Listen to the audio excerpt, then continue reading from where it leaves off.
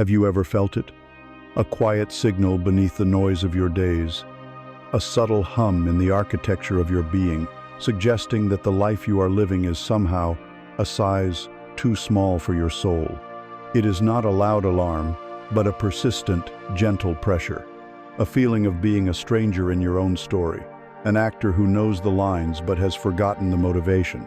You move through the world, you perform your duties, you meet your obligations, and yet there is an echo of a promise, a memory of a vaster self that you can no longer quite locate. This is the exhaustion of the modern spirit, a tiredness that sleep cannot cure. It is the deep ache of disconnection, not from others, but from the very core of who you are. We are taught to build our lives like sturdy houses, with solid foundations of career, family, and success. But we are rarely taught to check if the resident of that house, the soul, feels at home. And so you find yourself in a beautifully decorated room with all the right furniture, wondering why you feel so empty, why the air is so thin. This is not a book made of paper and ink. It is a mirror made of silence and space. It has come to you not by chance, but by resonance. The universe, hearing the silent, desperate questions of your heart, the questions you barely dared to form into words, has conspired to place this reflection before you. It did not arrive on a shelf. It arrived in your awareness, perhaps on a day when the static of your borrowed life felt particularly loud, when the weight of unseen chains felt particularly heavy. It is here because a part of you, the truest part, has been calling for it. This is not a guide that will give you answers. It is an invitation to create the stillness in which your own answers can finally be heard. It is a space to dismantle the persona you have so carefully constructed so that you might remember the face you had before the world told you who you were supposed to be. Let this voice be a tuning fork, designed to help you find your own note in the grand symphony. Prepare to step into a quiet space. The journey of recovery, of remembering, begins now. We begin with the static. It is the soundtrack to a borrowed life, a constant, low-grade hum of interference that you have become so accustomed to, you mistake it for silence. Think of your soul as a radio receiver, exquisitely designed from birth to pick up a specific, unique frequency, your own personal broadcast of truth, joy, and purpose. In the beginning, in the clarity of early childhood, the signal was pure. The music was your own. You knew what you loved, what you feared, what made you feel alive, with an instinct as clean and undeniable as a heartbeat. But then, other broadcasts began to bleed through. At first, they were faint, the well-meaning frequencies of your parents and caregivers, broadcasting their hopes and fears, their definitions of safety and success. Then came the stronger signals of school, of culture, of society, a cacophony of channels all telling you what your music should sound like. They broadcast the schedules of a proper life, the approved genres of ambition, the correct lyrics of love and belonging. You, a sensitive receiver, started to adjust your dial. You learned to amplify their signal because it earned you praise, acceptance, and a sense of security. You slowly, imperceptibly, turned down the volume on your own broadcast because it was often inconvenient, strange, or misunderstood. And now, years later, you find yourself listening to a station you do not recognize, playing a song you do not like, yet your hand is frozen on the dial. The static is the sound of this dissonance. It is the sound of your own soul's frequency being jammed by 1,000 other well-meaning but ultimately foreign signals. It is the noise of shoulds and ought-tos and have-tos, drowning out the simple, quiet whisper of your own authentic desire. This static manifests as a constant, vague anxiety. It is the feeling of being perpetually busy, yet achieving nothing of substance. It is the exhaustion that lingers after a full night's sleep. It is the reason you scroll endlessly through the lives of others, subconsciously searching for a signal that resonates, because your own is too faint to hear. This internal state is a battlefield, but a quiet one. The war is not fought with cannons and shouts, but with sighs and procrastination. On one side is the station manager of your psyche, the ego self you have constructed. Its prime directive is safety. It believes with every fiber of its being that broadcasting the approved, borrowed signals is the only way to survive. It keeps the dial locked on the familiar frequency of external expectation, because that frequency has, in the past, guaranteed a certain level of stability and validation. It is the part of you that says, just keep going, don't rock the boat. This is good enough. Who are you to want something different? It fears the silence between stations, for in that silence it might lose its job. It is a loyal protector, but it is protecting a prison.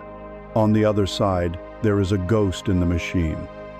It is the faint, persistent signal of your true self.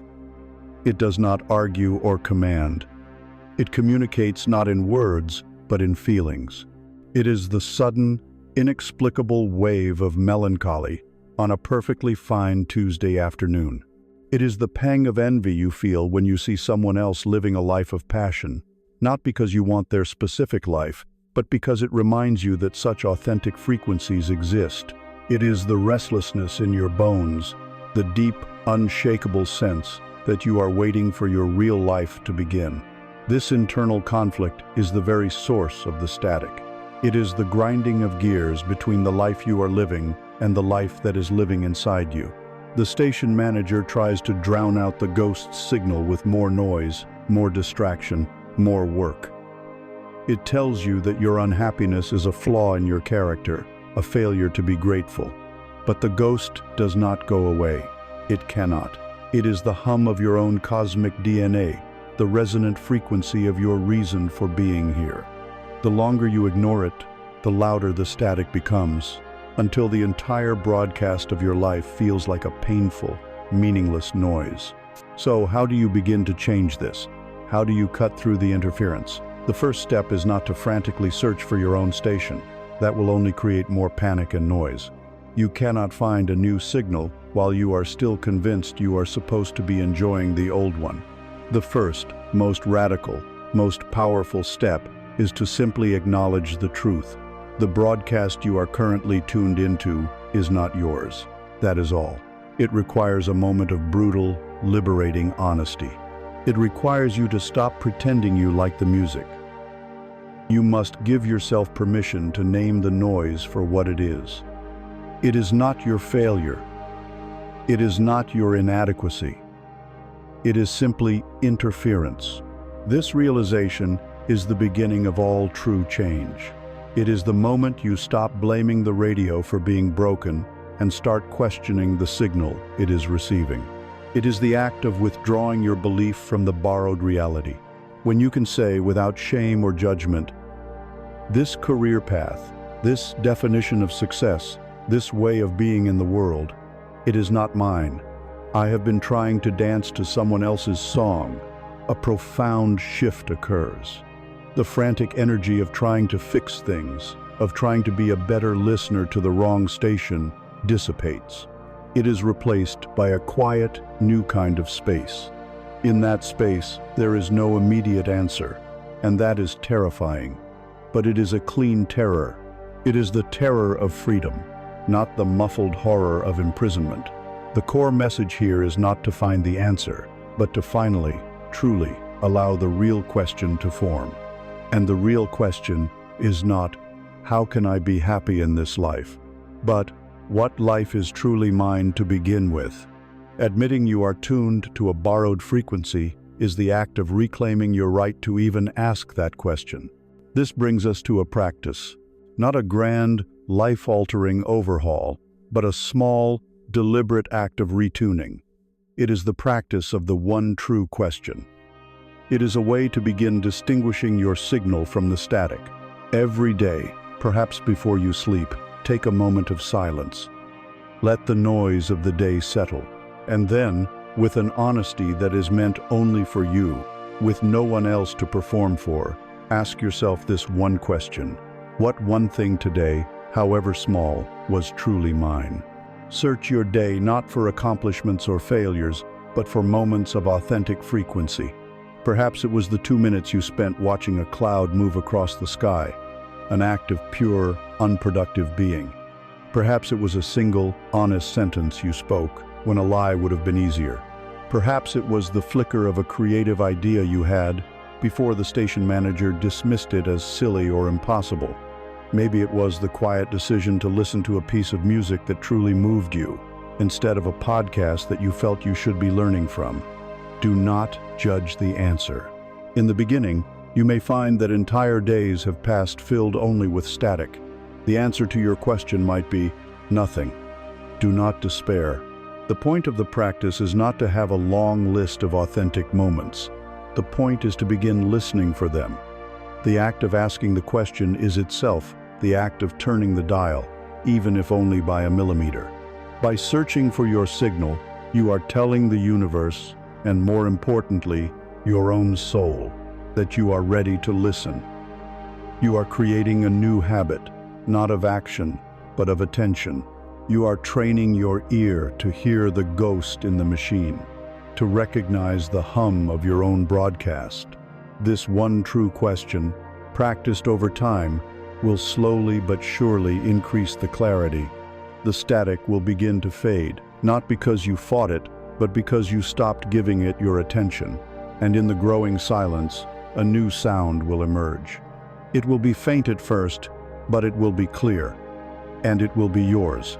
After you have acknowledged the static, you become aware of something else, a profound and subtle weight. It is the weight of unseen chains.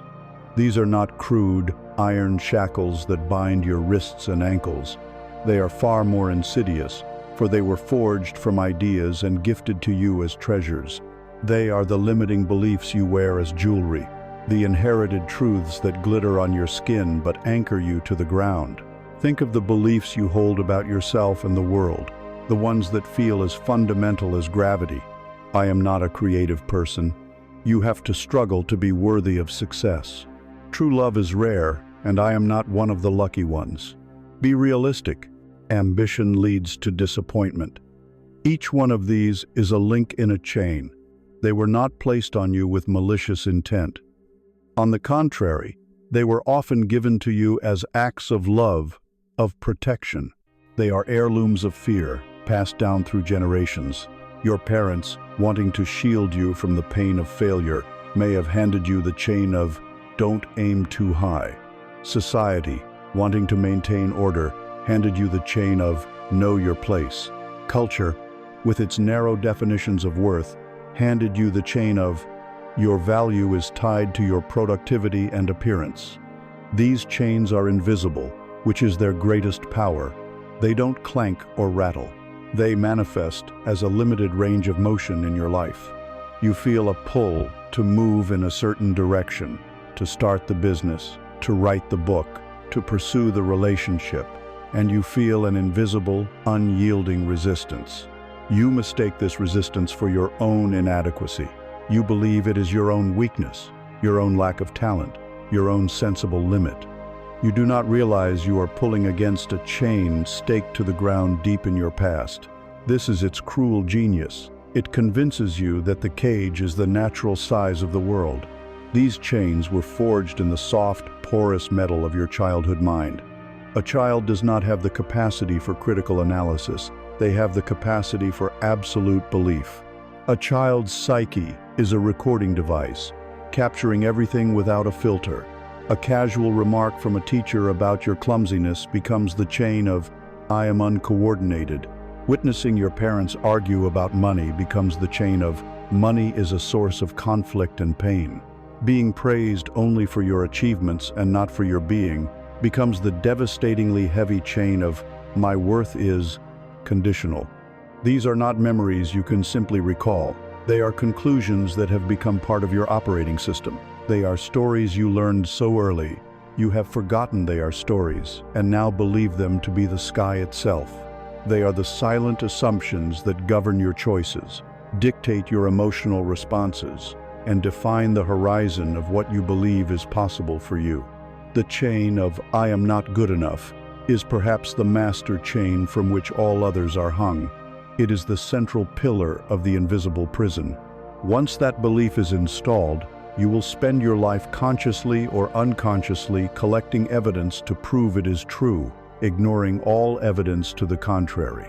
You will interpret rejection not as a simple incompatibility, but as confirmation of your fundamental unworthiness.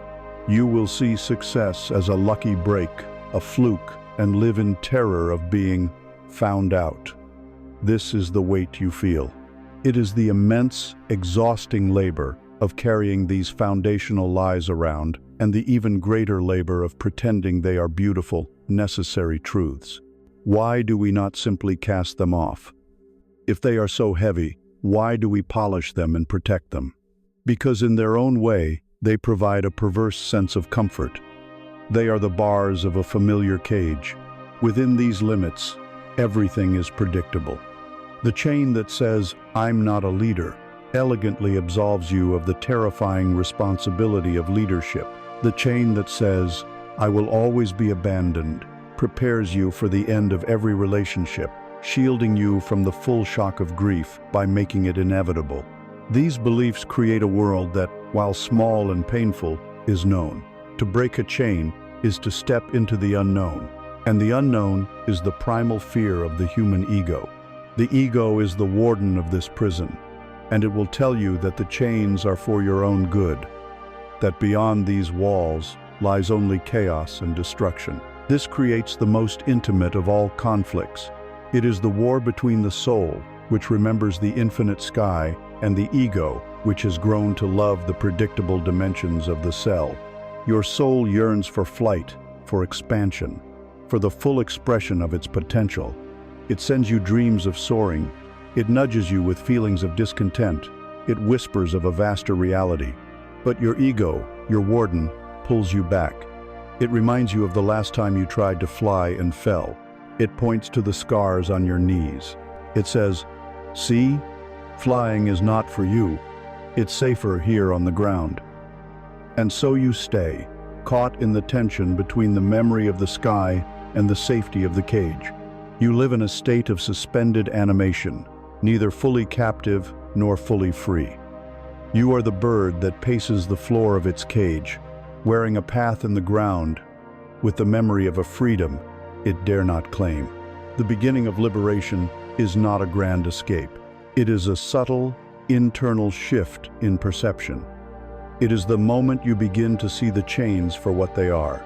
You cannot break a chain you do not know you are wearing. Awareness is the first cut of the file against the metal. The chains reveal themselves not when you look for them directly, but when you observe their effects. They become visible in the recurring, painful patterns of your life. Look at the places where you are most stuck. Is it in your relationships, where you find yourself playing the same role over and over again? Is it in your career, where you watch others pass you by while you remain paralyzed by indecision? Is it in your relationship with your own body and health, where you repeat the same self-sabotaging behaviors? These patterns are the evidence. They are the worn circle in the dirt that proves your leg is tethered to a post. Your chains make themselves heard in your own language. Listen for the phrases of limitation you use to describe yourself. "Oh, I could never do that. I'm just not the kind of person who, that's just the way I am." Every one of these statements is the sound of a chain being pulled taut. They are declarations of identity, but they are false identities. Identities built upon the bedrock of a limiting belief. The moment you catch yourself saying one, and instead of accepting it as fact, you pause and ask, "Is that really true?" In that moment, the file has touched the iron. In that moment, you have stopped being a prisoner and have become a potential escape artist. You have withdrawn your unconscious consent to be bound. You have introduced the powerful, corrosive acid of doubt onto the surface of what seemed like an immutable truth. This leads to the practice of liberation, the conscious act of dissolving the chains. We can call it the interrogation of a belief. It is not an attack, but a firm and persistent questioning, like a detective cross-examining a witness who has been lying for years. First, you must isolate the chain. Take one of your recurring, limiting thoughts. For instance, "I have to do everything perfectly," or it is a failure. Write it down, look at it, see it as something separate from you, an object, a piece of code. Second, question its origin. Ask it directly, who gave you to me? Whose voice is this really? Close your eyes and listen. Is it your father's voice? Your mother's? A teacher? A culture? Trace the chain back to the blacksmith who forged it, realizing it is not your native tongue, but a learned language, is profoundly freeing. Third, challenge its absolute truth. Ask, are you 100% true in all times, in all places, without a single exception? The ego deals in absolutes, but reality is fluid. Can you find one single instance in your life, no matter how small, where this was not true? Did you ever do something imperfectly that was still good enough? Did you ever see someone else succeed with an imperfect effort? Find the crack in its logic. The chain that seemed to be solid iron is often just brittle cast iron, and it will shatter with a well-aimed tap of doubt. Finally, and most powerfully, imagine its absence. Ask, who would I be and what would I do if this chain were gone? If I did not believe this, what would become possible for me right now? Allow yourself to feel that reality. Feel the lightness in your shoulders, the expanded space in your chest. This creates a new energetic blueprint, a taste of freedom that your soul will recognize and begin to move toward. This interrogation is not a one-time fix. It is a practice. You bring the same chains to questioning again and again, and each time you file away another layer, until one day, with a final, gentle pull, it falls away, and you are left standing, a little lighter, a little freer, and with a little more sky above your head. Once the chains of belief become visible, you will notice what they are shackled to. They are staked to the deepest and most primitive territory of the human psyche, the fear of being disliked. This is not a trivial concern, a simple matter of vanity. It is one of the most powerful forces that shapes human behavior, a ghost of an ancient survival imperative. For our ancestors, to be a part of the tribe, to be liked, to belong, was a matter of life and death. To be cast out, to be disliked by the group, meant facing the wilderness alone. It meant almost certain doom. That ancient terror is still encoded in your nervous system. It runs as a silent, powerful software in the background of your modern life. So when you feel a wave of anxiety at the thought of disagreeing with a friend, or a cold dread at the idea of a superior disapproving of your work, you are not being weak. You are feeling the echo of a primal survival alarm. The modern tragedy is that this alarm system, designed to protect you from being left to die on the savannah, is now triggered by the prospect of a negative comment on social media, an unanswered text message, or an awkward silence in a meeting. The threat is no longer fatal, but the fear feels just as real.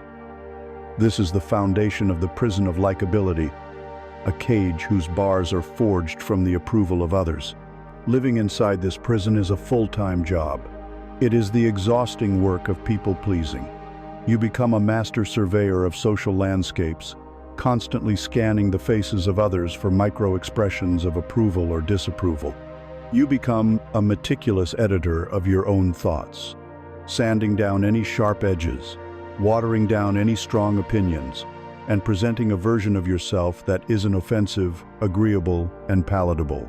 You become a chameleon, so adept at changing your colors to match your surroundings that you eventually forget what your own true color ever was. This performance is draining. It consumes vast reservoirs of your life force. Every word you withhold, every feeling you suppress, every yes you say when your soul is screaming no, is a small withdrawal from your energetic bank account. Over time, you find yourself spiritually overdrawn. You feel a strange emptiness even when you are surrounded by people who like you, because you know, on some level, that they do not know the real you. They are fond of the avatar you have created, the carefully constructed ambassador you send out into the world. The real you remains hidden, unseen, and deeply lonely. This chronic self-editing leads to a life of quiet desperation. You move through your days with a sense of muted potential, of a song stuck in your throat. The irony is that in your desperate attempt to secure belonging, you have abandoned the one person you can never leave, yourself. You have traded the profound intimacy of self-knowledge for the fickle and conditional approval of the crowd. This creates an excruciating internal conflict, a civil war between two fundamental aspects of your being. On one side, you have the pack animal. This is the part of you wired for survival, the part that understands the ancient rules of the tribe. Its voice is loud, urgent, and sounds like common sense. It screams, "Fit in, agree with the group, laugh at the joke you don't find funny, do not make waves, do not stand out too much." Safety is in the center of the herd. It promises you comfort, acceptance, and the absence of conflict. It warns you that to be different is to be a target. On the other side, you have the sovereign self. This is the voice of your soul, your integrity. Its voice is often quiet, a low hum beneath the anxious chatter of the pack animal. It does not promise safety, it promises truth. It whispers, "Speak what you believe, set your boundaries, honor your own values, even if they are unpopular. Walk your own path." The daily battle between these two forces is where your energy is lost. You accept an invitation you don't want to attend, and you feel the conflict. The pack animal is relieved. It has avoided potential offense. The sovereign self feels a familiar, dull ache of betrayal.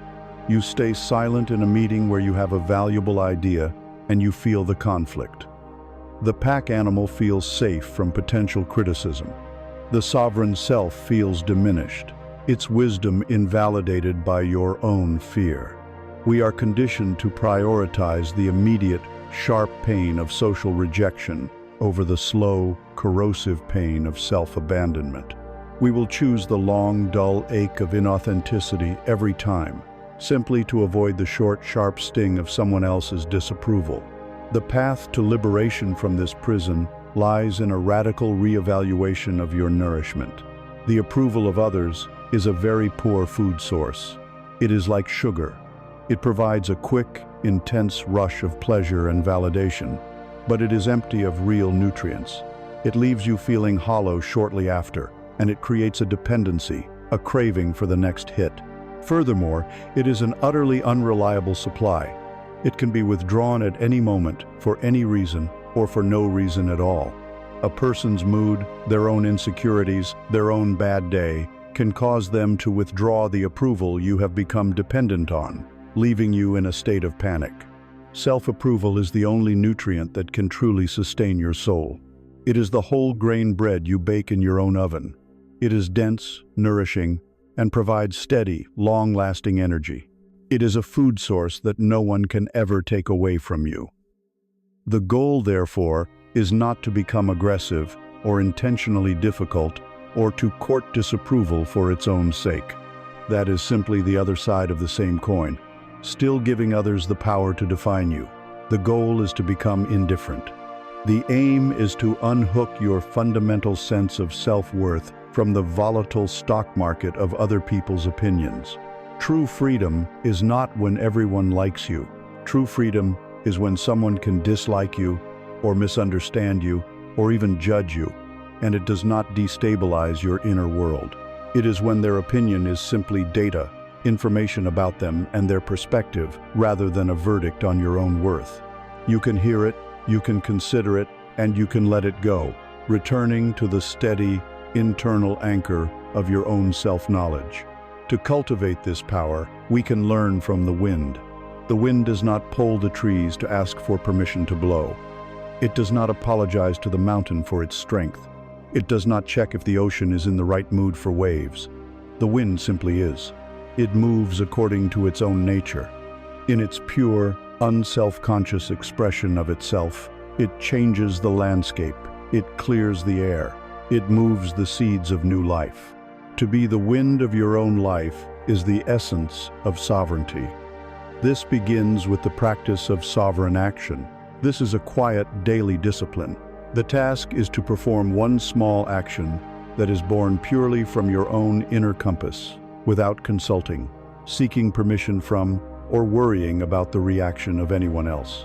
It must be an action whose validity comes entirely from within.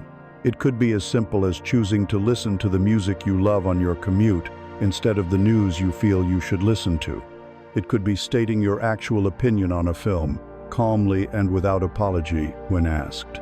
It could be declining a small social request, not with a long apologetic excuse, but with a simple, "Thank you for thinking of me, but I can't make it."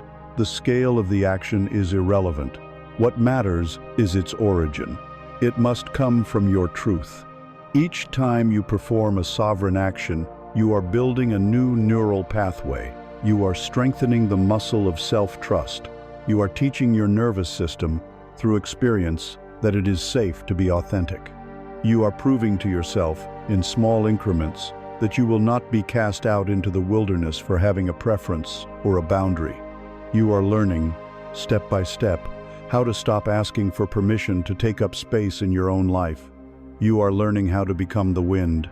If the courage to be disliked is the key to the prison door, then learning the sacred art of disappointing others is how you walk out into the open country and learn to live there. This is a deeper magic, a more subtle and challenging practice. For many of us, the idea of disappointing someone we care about, or even someone we are simply obligated to, brings a feeling more potent than fear. It brings guilt. We have been conditioned to believe that our goodness as a person, our worth, is directly proportional to our ability to meet the needs and expectations of others. A good son, a good friend, a good employee, a good partner, these roles are often defined by a silent contract of endless availability. To disappoint someone is to be seen as selfish, uncaring, or inadequate. And so we learn to avoid it at all costs, even when the cost is our own well-being, our own time, our own life force. But what if disappointing others was not a moral failure? What if it was, at times, a spiritual necessity? What if it was a sacred act of boundary setting, an essential practice for anyone committed to living an authentic life? This is not an art of cruelty or carelessness. It is not about becoming a person who takes pleasure in letting others down. It is the sophisticated, compassionate art of discerning which duties are yours to carry and which are not. It is the art of protecting your own inner flame so that it does not get extinguished by the endless, howling winds of external demand. The guilt you feel when you contemplate saying no is not a compass pointing toward truth. It is a phantom pain from an old wound. It is an echo from a time in your life, likely in childhood, when your sense of safety and love was directly conditional upon your utility. The good child is often the one who is quiet, helpful, and accommodating, the one who does not add to the burdens of the adults around them. You learned, through a million tiny interactions, that your needs were secondary. You learned that keeping the peace, making others happy, and being useful were the currencies you had to pay for love and acceptance. This program, once installed, runs for a lifetime. As an adult, you continue to feel that other people's needs, desires, and requests are your personal responsibility. Their disappointment feels like a verdict on your character. The guilt is the alarm bell of this old program, warning you that you are breaking a fundamental rule, that you are risking the withdrawal of love, that you are in danger of being seen as bad. You must understand this guilt is not an accurate reflection of the present moment. It is a ghost. It is the echo of an old power dynamic that no longer exists, but which your nervous system has not yet forgotten. To begin practicing the art of disappointing others is to begin the process of lovingly, patiently teaching your nervous system that you are no longer that child. You are an adult who is sovereign over your own life, and your worth is inherent, not something to be earned through endless acts of service.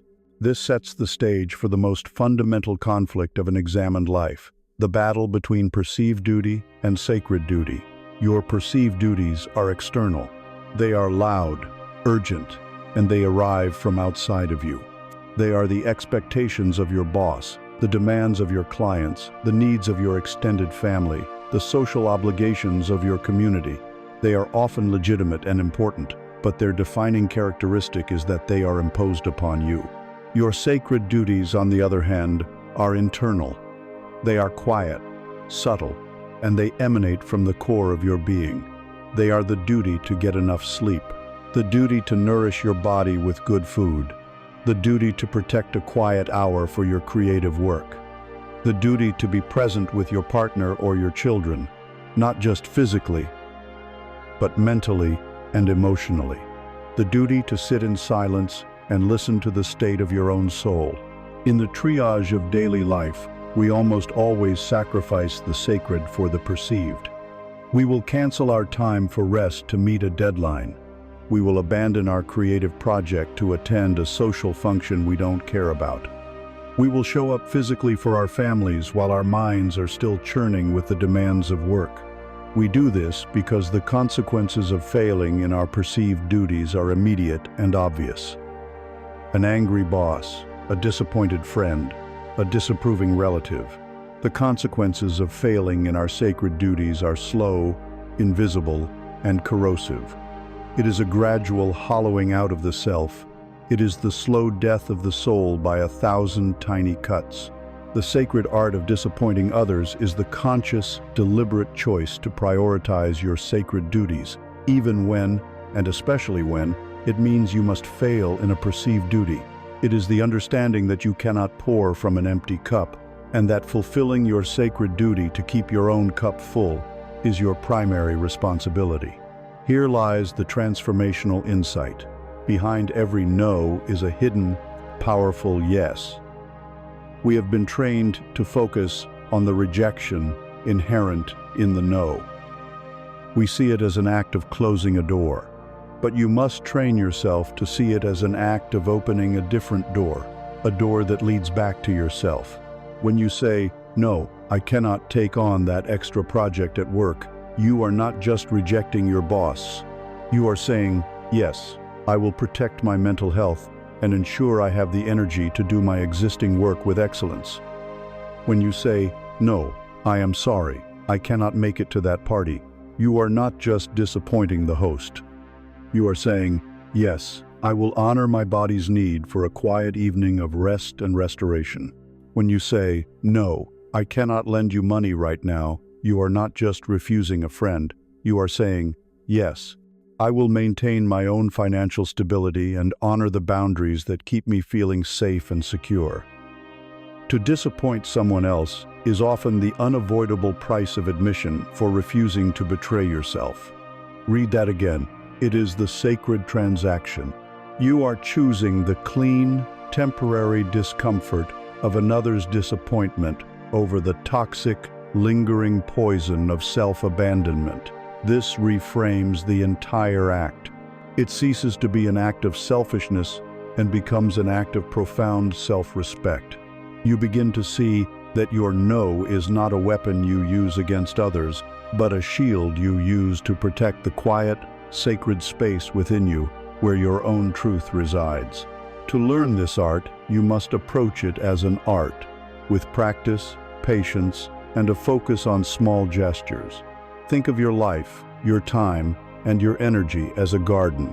Your authentic desires, your peace, your health, your passions, these are the flowers you wish to cultivate. The endless requests, demands, and expectations of the world are seeds carried on the wind, and they land in your garden every single day. Some may be welcome seeds of other beautiful flowers, but many are weeds, which will grow aggressively and choke the life out of your chosen plants. A loving gardener is not one who allows everything to grow. A loving gardener is a discerning one, who regularly and even ruthlessly weeds the garden. Saying no is the act of weeding. To begin, you do not need to tackle the largest, most deep-rooted weed in the garden. Start small. The key is to break the automatic yes reflex. Your tool for this is the sacred pause. When a request is made of you, instead of the conditioned immediate, "Yes, of course," you will install a new response. You will say, Let me check my schedule and get back to you. Or, that's an interesting idea. Let me think about it. Or, I need to see what my capacity is. I will let you know tomorrow. This phrase is a circuit breaker. It stops the people-pleasing machine from running on autopilot. It creates a space between the external stimulus and your response. In that precious, quiet space, you are no longer a child seeking approval. You are a sovereign adult, the gardener of your own life. You can then genuinely consult yourself. What is my sacred duty to myself in this moment? Do I have the time, the energy, the desire?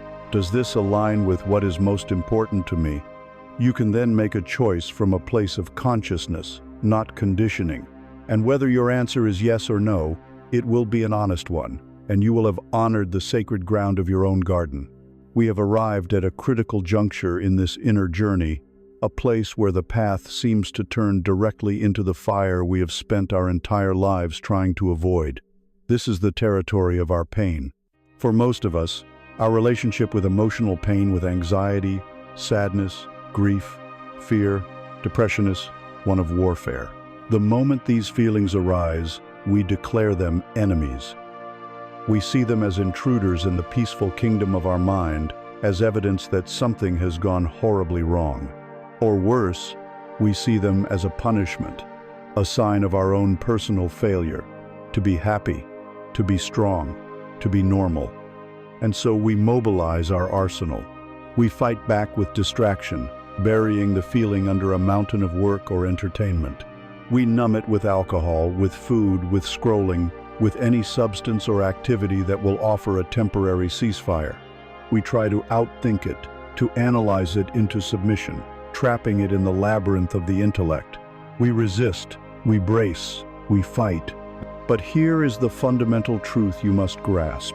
This very resistance is what transforms pain into suffering. The initial pain is a clean, pure signal. The suffering is the tangled, exhausting, and prolonged war we wage against it. It is like treating a high fever as the disease itself. The fever is not the illness. The fever is a sign that the body's intelligence has been activated, that it is generating immense heat to fight off an infection and restore balance. The fever is a healing process. Your emotional pain is a psychic fever. It is a signal that your soul's intelligence is at work, trying to burn away something that does not belong, trying to get your attention so that a deeper healing can occur. To fight the fever is to fight your own body.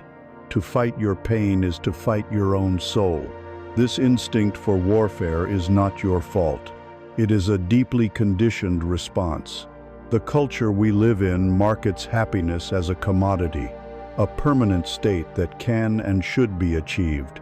Any deviation from this cheerful baseline is pathologized, seen as a problem to be fixed as quickly as possible. This creates a devastating secondary layer of pain, the pain of shame. First, you feel anxious, and then, immediately, you feel ashamed for feeling anxious.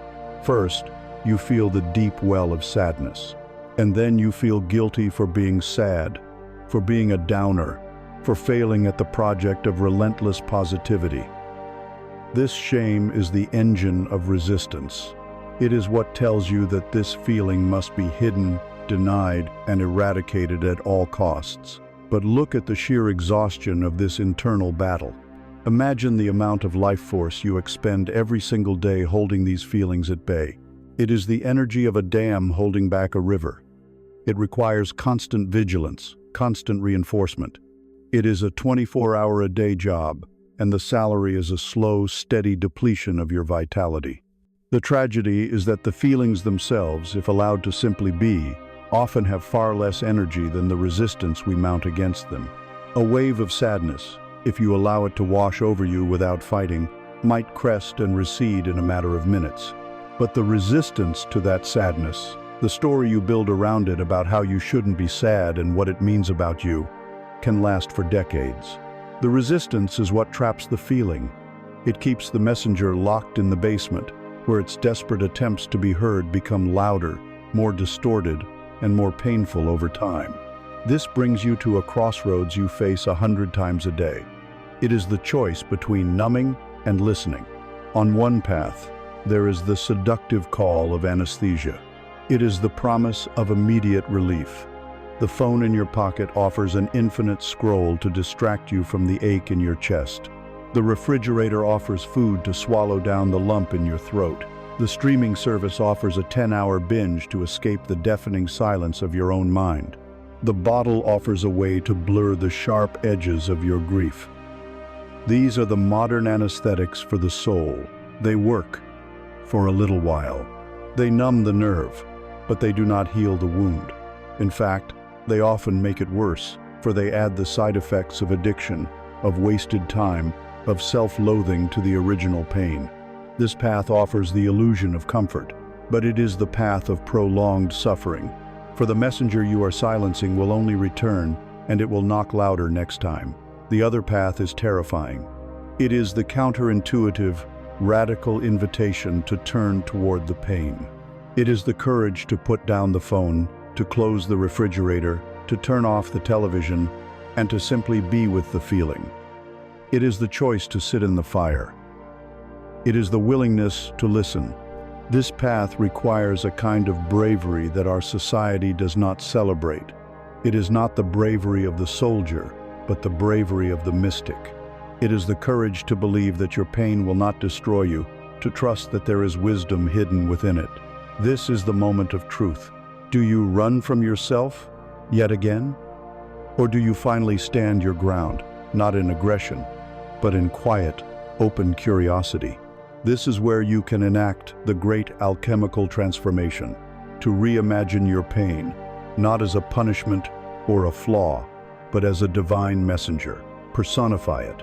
Imagine your anxiety as a loyal but frantic messenger who has run 1,000 miles to bring you a critical dispatch. It bursts into your throne room, out of breath, waving a scroll. Your habit has been to have your guards immediately seize it and throw it in the dungeon. But what if, instead, you calmly gestured for it to approach? What if you offered it a glass of water and said, "You have my full attention. What is the message?" This single question changes everything. It shifts the dynamic from warfare to dialogue, from resistance to reverence. Perhaps the messenger of anxiety has come to tell you, the way you are living is unsustainable. You are burning the candle at both ends. Perhaps the messenger of sadness has arrived to say, there is a deep and unacknowledged grief here that you must tend to. You cannot carry this loss any further without honoring it. Perhaps the heavy, slow messenger of depression is here with the most profound message of all. The persona you have been performing, the life you have constructed, is false. It has no life force in it. It is time for it to die, so that something more true can be born. When you begin to ask, "What have you come to teach me?" you are no longer a victim of your pain. You are a student of it. The question itself implies that there is a purpose to the pain, a logic, a meaning. It is the most powerful and compassionate question you can ever ask your own heart. This leads to a direct practice, a way to engage in this sacred dialogue. The next time a difficult emotion arises, try this meditation. First, instead of pushing it away, simply acknowledge its presence. Name it gently. "Ah, fear is here," or "I see you, loneliness." Then, locate it in your body. Don't think about it, feel it. Is it a tightness in your throat? A hollow ache in your belly? A pressure behind your eyes? Give the feeling a physical anchor. This takes it out of the abstract realm of thought and grounds it in the reality of your body. Second, personify it. Give it a shape, a color, a texture, a temperature. Is it a shard of ice in your stomach? A buzzing red cloud in your head? You can even imagine it as a creature or a person sitting in a chair across from you. This act of creative visualization creates a crucial space. The feeling is no longer you. It is a visitor you are with. You are the host, the witness, the compassionate listener. Third, begin the dialogue. Ask it questions with genuine, gentle curiosity. You might ask, "What are you trying to protect me from?" Feelings like fear and anxiety are often misguided protectors. Or you could ask, "What do you need from me right now?" Perhaps the answer is simply to be felt, to be allowed to exist without judgment. Or you could ask the great question, what is your message for me? Fourth, and most importantly, listen. Listen with your whole being. The answer may not come in clear sentences. It may come as a flicker of a memory, a new image, a word that floats into your mind, or a subtle release of tension in your body. Do not strive for a perfect, analytical answer. The goal is the dialogue itself. The goal is to build a relationship of trust with your own inner world, to prove to the wounded parts of yourself that you are finally willing to listen. This is how you begin to metabolize your pain, to extract its wisdom. This is how you stop fighting the fever and start honoring the healing it signals. After you have begun to sit with the messengers of your pain, you will discover where they live. They reside in the two places you spend almost all of your time, and neither of them is here. Your mind, by its very nature, is a time machine. It is perpetually hurtling into the past or rocketing into the future, almost never resting in the vast, quiet landscape of the present moment. This is the default setting of the untrained human mind. It compulsively travels back in time to the archives of memory, pulling out old files of regret, replaying conversations with different endings, and examining past hurts from every angle as if new evidence might emerge. It becomes a curator of its own museum of failures and missed opportunities. Or it launches itself into the future, a frantic and tireless architect of anxiety. It constructs elaborate blueprints of what might go wrong. It rehearses arguments that may never happen.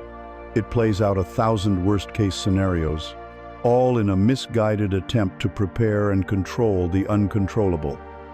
This constant time travel is the fundamental source of your psychological unease.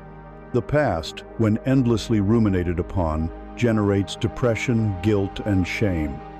The future, when endlessly worried about, generates anxiety, stress, and fear. Meanwhile, the present moment, the only place where life is actually happening, the only place where you can feel and taste and touch and love and act, is almost entirely missed. You are living in a magnificent house, but you spend all of your hours either in the basement poring over old photo albums or in the attic drawing up plans for a new roof, never once sitting in the living room to feel the warmth of the sun coming through the window. Why does the mind do this? Why is it so allergic to the now? Because the mind is, at its core, a problem-solving machine. It is an evolutionary tool designed for survival. For millennia, its primary job was to analyze the past for lessons and scan the future for threats. This faculty was essential for navigating a dangerous world. The problem is that in our modern lives, where physical threats are few, this powerful problem-solving machine does not simply switch off. It turns its formidable energy inward. It begins to treat everything as a problem to be solved. A difficult conversation becomes a problem to be analyzed into dust. Your financial situation becomes a problem to be worried about in a constant, looping narrative. Your own character becomes a problem to be fixed, improved, and optimized. We have become addicts of thought, believing that if we just think hard enough, we can solve the puzzle of our own lives. We feel unsafe in the absence of this mental churning. A moment of silence feels not like peace, but like a dangerous void, a vulnerability. We have forgotten that the mind is a tool, and we have instead completely identified with it. We believe that we are our thoughts. And so, the prospect of the mind becoming still feels like a kind of death.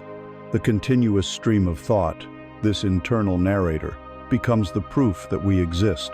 To let it go silent, even for a moment, feels like letting go of our very identity. This is the tyranny of thought. The tool has become the master, and the master has become its slave.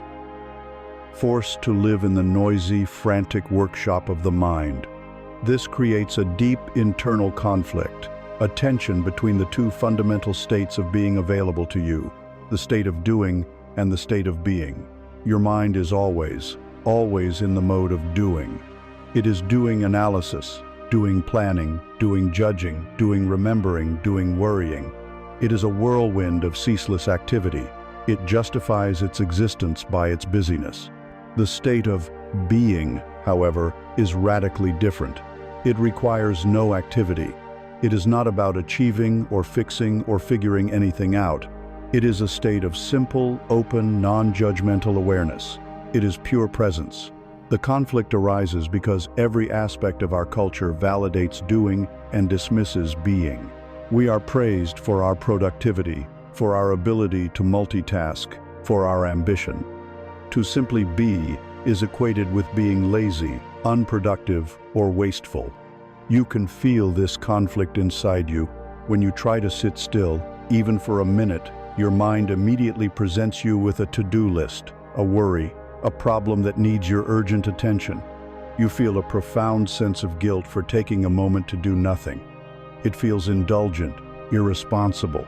This is the battle between the compulsive thinker and the silent witness. The thinker insists that reality is a problem to be solved. The witness knows that reality is a mystery to be experienced. The thinker lives in the past and future. The witness resides only in the eternal now. Your allegiance, up to this point, has been almost entirely with the thinker. Your task now is not to destroy the thinker, but to shift your allegiance, to remember that your true identity is the vast, silent awareness that can witness the thinking process without being swept away by it. This is where we introduce a new metaphor for your inner world. Your mind is the sky. Your thoughts, feelings, sensations, and memories are the clouds. On some days, the sky of your mind is filled with dark, heavy, stormy clouds of anger or sadness. On other days, it is filled with puffy, white, fast-moving clouds of anxiety and worry. On rare days, it may be perfectly clear, a vast and brilliant blue. For your entire life, you have been living as if you were one of these clouds. When a dark cloud of sadness appeared, you believed, "I am sad." When a frantic cloud of anxiety rushed through, you believed, "I am anxious." You have been chasing the clouds, fighting the clouds, trying to arrange the clouds, believing that your happiness depends on having only clear, sunny skies. The great liberation, the core message of all contemplative practice is this: you are not the clouds, you are the sky. Your fundamental nature is the vast, open, unchanging awareness in which all the temporary phenomena of your experience, all the thoughts, all the feelings, all the clouds arise and inevitably pass away. The storm cannot break the sky. The darkest cloud cannot stain the sky. The sky holds all of it, the storms and the sunshine, with an effortless, unconditional embrace. When you shift your identity from the passing cloud to the ever-present sky, everything changes. You no longer need to fight your thoughts or feelings. You can allow them to be there, just as the sky allows the clouds. You can watch them come, and you can watch them go, knowing that they are not you. This is the source of unshakable peace, a deep stillness that exists right here, right now, underneath all the noise of your mind. How do you access this sky? How do you return to this state of being when you have spent a lifetime lost in the clouds? The gateway is your breath. The breath is the perfect, unfailing anchor to the present moment. You cannot take a breath in the past. You cannot take a breath in the future. To be aware of your breath is to be here, now. This is the practice. It is simple. It requires nothing but your attention, and it can be done anywhere, at any time. The next time you feel yourself lost in the time machine of your mind, swept away by a storm of anxiety or regret, gently and kindly interrupt the pattern. Decide to come home. Then, bring your full, curious, undivided attention to the physical sensation of your next 3 breaths. That is all. Feel the cool air as it enters your nostrils and travels down into your lungs. Feel your chest or your abdomen gently rise. Notice the tiny, still point of silence at the very peak of the inhalation, the space between 2 breaths. This is the home you are looking for. Then, feel the breath as it turns. Feel the warm air as it leaves your body. Feel your shoulders soften as you exhale. Follow the next breath in the same way, and the next. This is not a practice of stopping your thoughts. The clouds will still be there. It is a practice of shifting your attention. You simply let the thoughts be in the background, like distant traffic, and you place the foreground of your awareness on the simple physical reality of your breathing. Each time you do this, you are performing a sacred act. You are withdrawing your energy from the frantic worlds of past and future and reinvesting it in the present. You are weakening the chains of compulsive thought and strengthening the muscle of pure awareness. You are coming home to the sky. You are returning to the stillness between two breaths, which is the only place life has ever been. Having found the anchor of the breath, you have opened a doorway out of the timeless prison of the mind and into the reality of the present moment. And what do you find in this present moment? You find your body. For most of us, this is a reunion with a stranger. We have been living through what could be called the great divorce of the modern self, a profound and tragic split between mind and body. We have been conditioned to see the body as a vehicle, a machine that carries the head around from one important meeting to the next. The head is the CEO, the thinker, the master. The body is the beast of burden, a collection of biological processes to be managed, a fleshy apparatus to be fed, exercised, medicated, and occasionally decorated, but rarely, if ever, truly listened to. We live our lives from the neck up, our consciousness trapped in the digital ether of screens and the abstract labyrinth of our own thoughts. We have forgotten that we are a body. We don't just have one. This disconnection is a primary source of the vague, unsettling feeling of unreality that haunts so many of us. We feel like ghosts floating through our own lives because we have abandoned the very ground of our being. We have traded the rich, vibrant, intelligent reality of our physical self for the thin, gray, conceptual world of the intellect.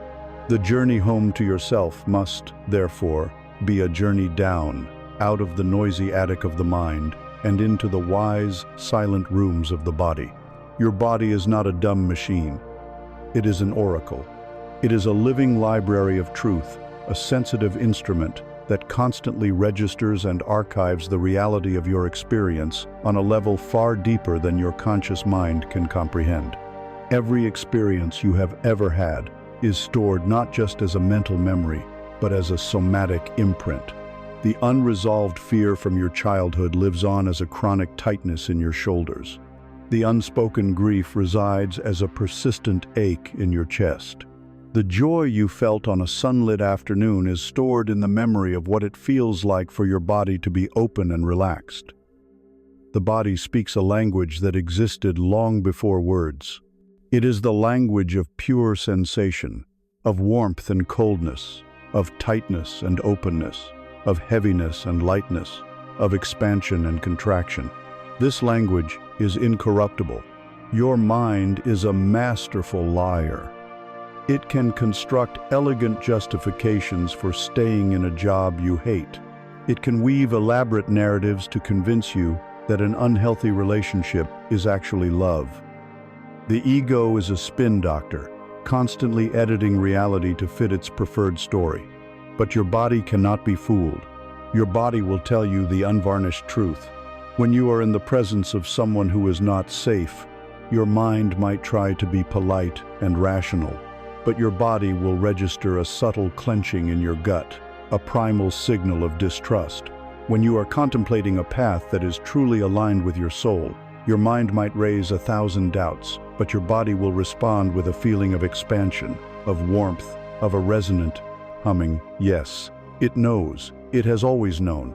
This creates one of the most vital conflicts in the search for an authentic life, the battle between the analyst and the oracle.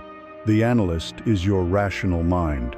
It is the part of you that makes pro and con lists, that gathers data, that seeks external validation and expert advice.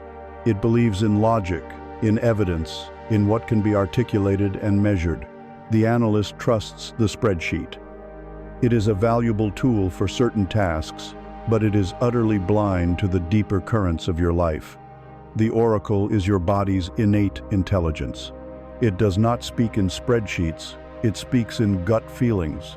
It is the visceral, full-body knowing that bypasses logic entirely. The oracle is the sudden chill that runs down your spine. It is the inexplicable knot of dread in your stomach. It is the expansive, joyful lightness in your heart that signals you are on the right path. For your entire life, you have been trained to trust the analyst and to dismiss the oracle. You have been taught that gut feelings are irrational, that intuition is unscientific, that the body's signals are mere emotional noise to be ignored in favor of a sensible decision. And so, you find yourself at a crossroads. Your mind, the analyst, presents a logical case for a certain choice. It's the safer career, the more suitable partner, the more responsible path. The spreadsheet adds up perfectly, but your body, the oracle, is screaming a silent, visceral no. You feel a sense of contraction, of dread, of deep unease whenever you contemplate it. The conflict is between what you think you should do and what you feel is right. To live an authentic life, you must learn to give the oracle its rightful place in your counsel. You must learn that the deepest truths are not thought, they are felt. The key to this is to reawaken your inner animal. Think of a deer in the forest. A deer does not need a course in risk assessment to know when a predator is near. It does not conduct a logical analysis of the rustling leaves. Its entire body is a finely tuned sensory instrument. It feels the subtle shift in the atmospheric pressure. It smells the foreign scent on the wind. It hears the twig snap that is out of place. Its knowledge is instantaneous, holistic, and felt throughout its entire being. Its body is an oracle of survival, and it trusts its signals without question. We are also animals. We possess this same primal intuitive intelligence, but we have allowed it to atrophy. We have domesticated ourselves with comfort and intellectual abstraction. We have silenced the wise animal within us in favor of the chattering analyst. Your task now is to embark on a journey of rewilding. It is the process of learning to listen to your senses again, of honoring the primal intelligence that runs in your blood and bones. It means recognizing that a knot in your stomach is not a random malfunction. It is a piece of high-level intelligence being delivered to you from the oracle. A feeling of expansive joy is not just a pleasant emotion. It is a clear, directional signal from your inner compass. Your body never lies. It is constantly speaking to you, offering you the most accurate guidance you will ever receive. You have simply forgotten how to listen. This leads to a practice of profound simplicity and power. It is the practice of the body scan for decision-making. The next time you face a significant choice, instead of getting lost in the endless pro and con lists of the mind, try this. First, find a quiet place and sit for a few moments. Use your breath as an anchor to settle the frantic energy of the analyst. Let the mental dust begin to settle. Second, bring the first option, option A, fully into your awareness. Don't just think about it. Imagine you have already chosen it. Imagine you are living this reality 1 week from now, 1 year from now. Let the full scenario unfold in your imagination. Third, and this is the crucial step, immediately drop your attention out of your head and into your body. Become the deer in the forest. With a curious and non-judgmental awareness, scan your body from your toes to your head. What sensations are present? Be specific. Do you feel a clenching in your jaw, a tightness in your throat, a heaviness in your chest, a knot in your stomach? Do you feel a sense of shrinking, of pulling back, of wanting to close up? This is the somatic signature of no. It is your oracle speaking its truth. Now, let go of option A completely. Take a few cleansing breaths and return your body to a neutral state. Then, repeat the process with option B. Bring it to mind, imagine you have chosen it, and then immediately drop your awareness into the sensory landscape of your body. What do you feel now? Is there a sense of opening, an expansion across your chest? A feeling of warmth, of lightness, of energy rising? Do you feel your body subtly wanting to lean forward? This is the somatic signature of yes. At first, these signals may be subtle, like whispers. But the more you practice listening, the louder and clearer they will become. This is how you heal the great divorce. This is how you learn to trust yourself on the deepest level. You learn to stop just thinking about your life, and you start feeling your way home. As you learn to inhabit your body and listen to its wisdom, you will inevitably encounter the next layer of yourself. It is the part you have spent your entire life avoiding. It is the shadow in the mirror. In the landscape of your psyche, there is a territory that you yourself have declared off-limits, a dark forest into which you have banished all the parts of yourself that you deemed unacceptable. This is your shadow self. It is not a monster or an evil entity. It is a collection of your own disowned and repressed qualities. Early in life, you were taught, directly or indirectly, that certain aspects of your being were bad. Your anger was unacceptable. Your selfishness was shameful. Your vulnerability was a weakness. Your wild, instinctual nature was too messy for a civilized world. And so, being a child who needed love and acceptance to survive, you did the only thing you could. You took these vital parts of yourself, locked them in a metaphorical cellar, and tried to forget they ever existed. You became a good person. But these exiled parts do not die. They do not simply vanish. They live on in the darkness of your unconscious. And like any abandoned child, they grow resentful, distorted, and desperate for attention. Your shadow is the sum of all you are that you refuse to be, and it is secretly running your life. The primary way the shadow exerts its power is through the mechanism of projection. Because you cannot and will not see these disowned qualities in yourself, your psyche has a clever defense. It makes you see them with glaring, painful clarity in everyone else. The world becomes a screen onto which you project your own inner darkness. The person at work whose arrogance drives you into a rage is often a mirror for a healthy self-confidence you were taught to repress. The friend whose perceived laziness irritates you to no end may be reflecting your own desperate, unacknowledged need for rest and stillness. The public figure whose greed disgusts you might be shining a light on your own complicated and unexamined relationship with desire and abundance. Look to the people who trigger the strongest emotional reactions in you, the ones you judge most harshly. They are often your most valuable teachers.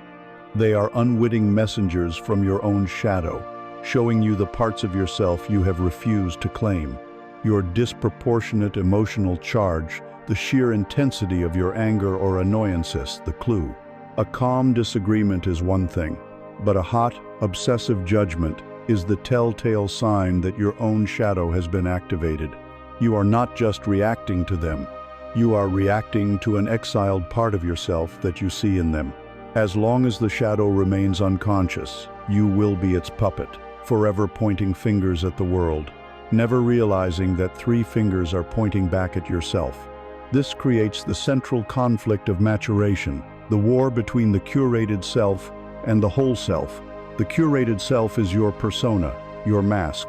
It is the carefully crafted image you present to the world and even to yourself. It is polite, reasonable, generous, and in control. It is the good self. Maintaining this facade is exhausting.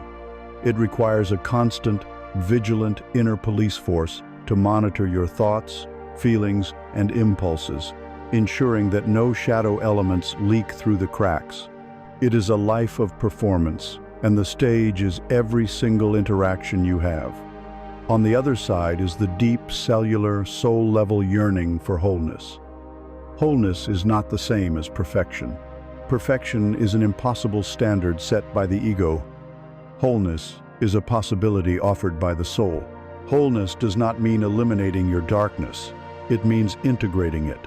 It means being able to encompass all of who you are, your light and your dark, your nobility and your pettiness, your compassion and your anger, your civilized mind and your wild heart. The conflict is between the exhausting, lifelong labor of pretending to be a saint and the terrifying, liberating journey of consenting to be a complete human being.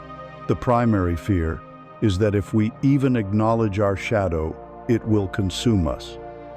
We believe that the mask of the good person is the only thing holding back a monster. We think that if we admit to our anger, we will become a vessel of pure rage.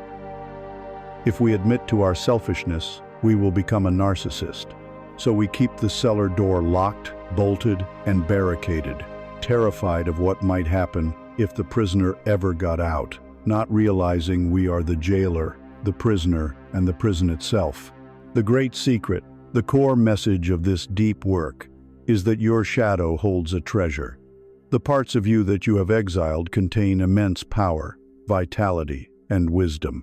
True healing comes not from vanquishing the shadow, but from turning to face it, from shining the light of your conscious awareness upon it, and from integrating its power back into your life.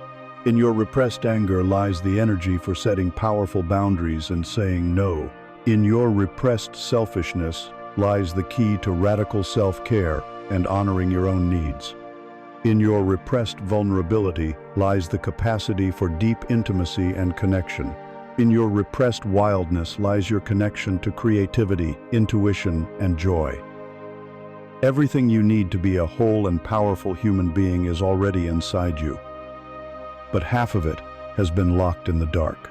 This is the work of the mirror. A cheap, flattering mirror will only show you your good side, angled in the perfect light. It supports the illusion of the curated self. But an honest mirror, a true mirror, shows you everything.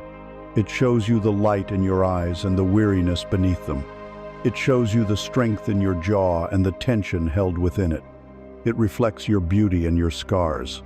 The spiritual task is not to find a magic mirror that only reflects your light. The task is to cultivate the immense courage to look into an honest mirror and not turn away. It is the courage to see the whole reflection and to offer it your unconditional acceptance. This is what true self-love is. It is not just loving the parts of you that are easy to love. It is loving the whole, messy, complicated, shadowy, brilliant masterpiece of who you are. How do you begin this courageous work of gazing into the mirror? You start with a practice we will call the reflection journal. This is a practice of using your judgments of others as a doorway back to yourself. First, identify the charge. Throughout your day, notice who or what triggers a strong negative emotional response in you. Get very specific. It is not enough to say, "That person is annoying." What precisely about their behavior is so charged for you? "I cannot stand how he constantly seeks attention." "I am disgusted by how she manipulates situations to her advantage." Write this down. Get the judgment out of your head and onto the page. Second, find the reflection. This is the act of courage. You must be willing to turn the mirror back on yourself. Ask the question, where in my own life, in what way, however small or subtle, do I also exhibit this trait? Or if that feels impossible, ask, what part of me is terrified of being seen in this way? Perhaps their attention-seeking triggers you because a part of you longs to be seen, but you have judged that need as shameful and have repressed it. Perhaps their manipulation infuriates you because you pride yourself on being honest, yet you engage in subtle manipulations, like people-pleasing, to get what you want. Search for the echo, the resonance, no matter how faint. Third, write without judgment. Explore this connection in your journal. Do not use it as a stick to beat yourself with. The goal is not to prove that you are a bad person. The goal is to reclaim a lost piece of your own humanity. Approach it with the curiosity of a detective and the compassion of a friend. By writing about it, you are bringing the unconscious shadow into the light of conscious awareness. You are looking at the exiled child, acknowledging its existence, and beginning a dialogue. This practice, over time, is profoundly healing. It is like panning for gold. You are sifting through the dark mud of your own judgments and projections to find the shimmering, valuable flecks of your own disowned power and potential. It is how you stop living as a fragment and begin the sacred journey of becoming whole. As you begin to look into the mirror of your own shadow, you will feel an instinctual pull to turn away. to seek distraction, to lose yourself once again in the noise of the world. This is the moment you come face to face with one of the most misunderstood and feared states of the human condition, the state of being alone. We must begin by making a crucial distinction, one that our culture rarely makes. There is a world of difference between loneliness and solitude. Loneliness is the pain of absence. It is a feeling of lack, a gnawing sense that someone or something is missing. It is a poverty of connection. Solitude, on the other hand, is the richness of presence. It is the joyful, profound, and fulfilling experience of being in deep connection with your own self. Loneliness is accidental. Solitude is intentional. Loneliness is feeling that you have been left behind by the world. Solitude is feeling that you have finally come home to yourself. We have been taught to fear all forms of aloneness, to see them as a sign of social failure. We see a person dining alone, and we project a story of sadness onto them, never considering that they might be having the most meaningful conversation of their day, a silent one with their own soul. We must reclaim solitude from the shadow of loneliness. We must learn to see it not as a void to be filled, but as a sacred space to be explored. Why are we so profoundly terrified of this space? Why does the prospect of an evening with no plans, no company, and no digital distraction fill so many with a quiet sense of panic? Because the silence of solitude is the ultimate truth serum. When you are alone, with no external input to occupy your mind, you are forced to encounter the true state of your inner world. All the things you have been successfully running from come to visit. The static of your borrowed life becomes deafeningly clear. The weight of your unseen chains feels heavier. The messengers of your pain, whom you have been ghosting for years, knock patiently on the door. The shadow in the mirror steps out from the corner and sits down beside you. In short, solitude forces you to meet yourself, exactly as you are, with no filter and no escape route. The constant noise of our lives, the endless podcasts, the streaming shows, the social media feeds, the relentless busyness, not just entertainment.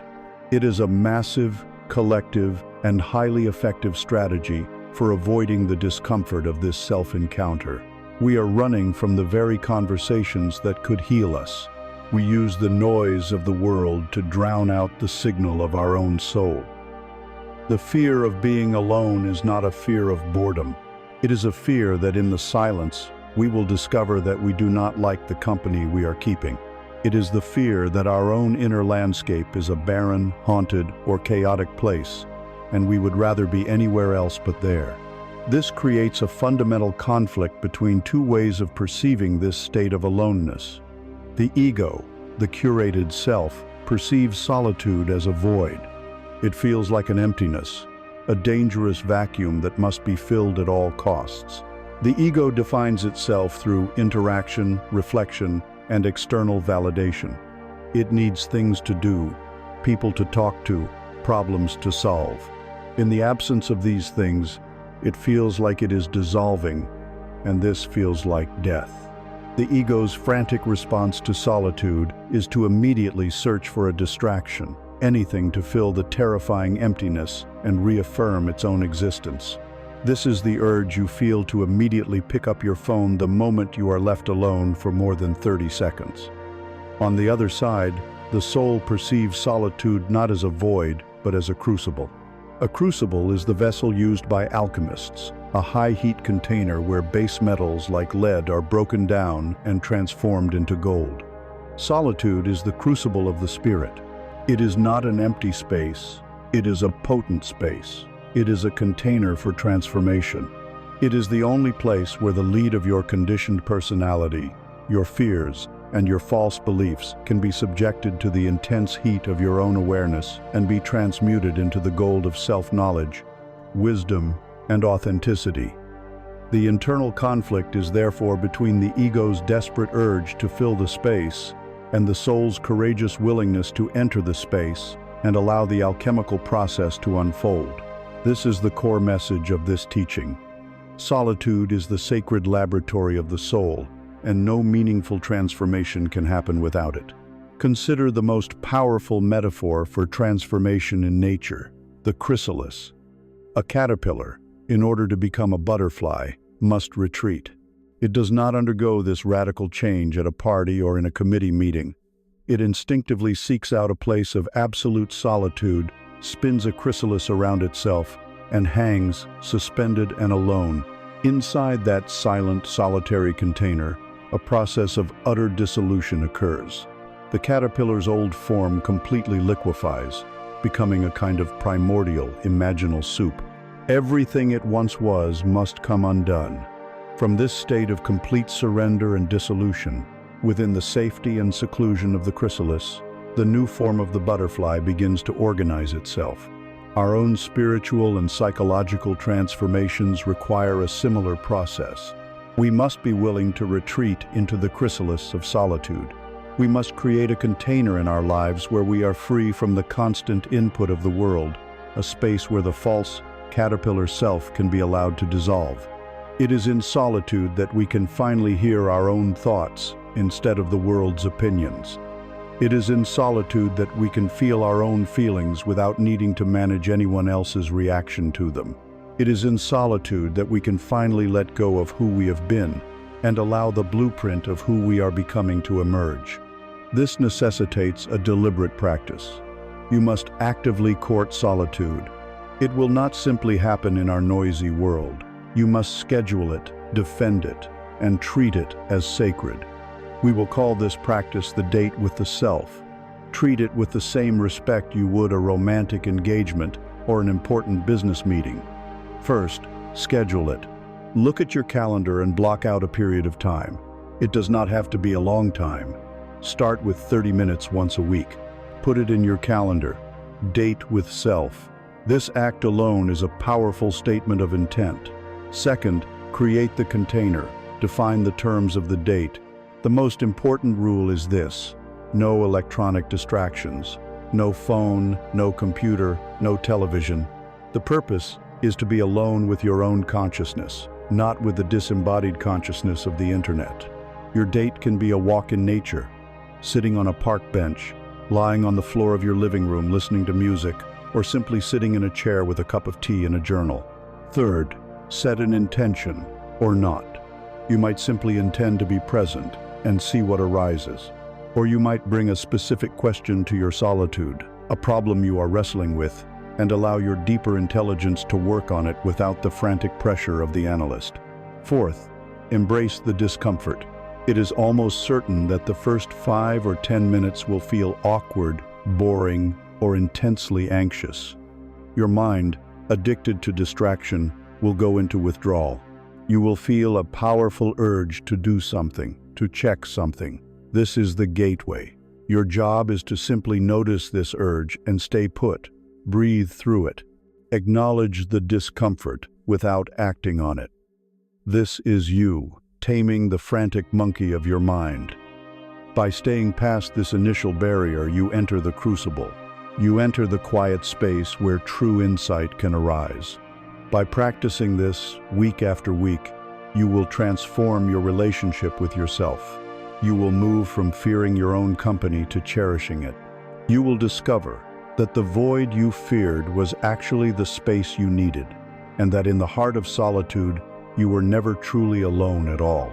Within the sacred space of solitude, as you commune with the truth of your own being, you will eventually stumble upon old wounds that have never healed. You will encounter the ghosts of past hurts, the lingering bitterness of betrayals, the heavy chains of resentment that tether you to people and events long gone. This is the realm of unforgiveness, and it is one of the most toxic landscapes in the human heart. We must be clear about what this state is. Unforgiveness is not a passive state of remembering a wrong. It is an active, ongoing process of self-torment. It is the act of carrying a heavy sack of stones from your past and insisting on unpacking it every single morning, examining each sharp edge, feeling the familiar, painful weight. It is the daily ritual of reopening a wound to make sure it is still there. We tell ourselves we do this to remember, to protect ourselves, to hold the other person accountable. But the truth is far darker. Holding on to unforgiveness is like drinking a small cup of poison every day and waiting for the other person to die. It is a slow, corrosive act of self-harm, a weapon that you believe is aimed at another but whose hilt is a razor blade that cuts your own hand every time you grasp it. Why do we cling so tenaciously to these poisons, to these hot coals of resentment? Because we are caught in a profound psychological illusion. We believe that our anger is a form of justice. We believe that by holding on to our grudge, we are somehow punishing the person who wronged us, that we are keeping an accurate record of their debt in the great ledger of the universe.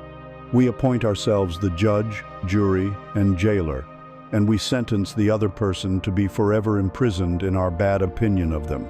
But this is a fantasy of control. The person who hurt you is likely living their life, largely unaffected by the toxic brew of resentment simmering in your heart.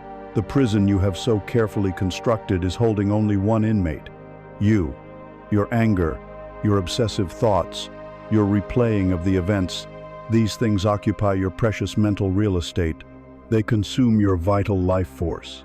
The story of the one who was wronged can become a central pillar of your identity. It gives you a sense of moral righteousness, a clear narrative of good versus evil. But this victim identity, while seemingly validating, is ultimately a powerless position. It ensures that a part of you will forever be defined by an event in the past, forever anchored to the moment of your greatest pain. To refuse to forgive is to give the person who hurt you perpetual rent-free space in your head, allowing them to continue to inflict pain long after the original event has passed. This creates an intense and deeply personal internal conflict. It is the battle between your right to be angry and your right to be free. On one side, there is a fierce, righteous part of you that defends your anger. It says, with absolute conviction, what they did was wrong. It was unjust. To forgive them would be to condone their behavior, to say that it was okay. My anger is valid, and I have a right to it. And this voice is not wrong. Your anger, initially, was almost certainly a healthy, appropriate response to having your boundaries violated. It was a signal that something was not right. The problem is not the anger itself, but its shelf life. When this valid, acute anger is held onto for months, for years, for decades, it curdles. It transforms from a clean fire into a toxic, smoky sludge that pollutes every corner of your inner world. On the other side of this conflict is the quiet, persistent voice of your soul, which yearns for peace. It yearns to be free from the obsessive, looping thoughts. It longs to put down the heavy sack of stones and walk unburdened into the future. It wants to live in the present, not in a permanent museum of past grievances.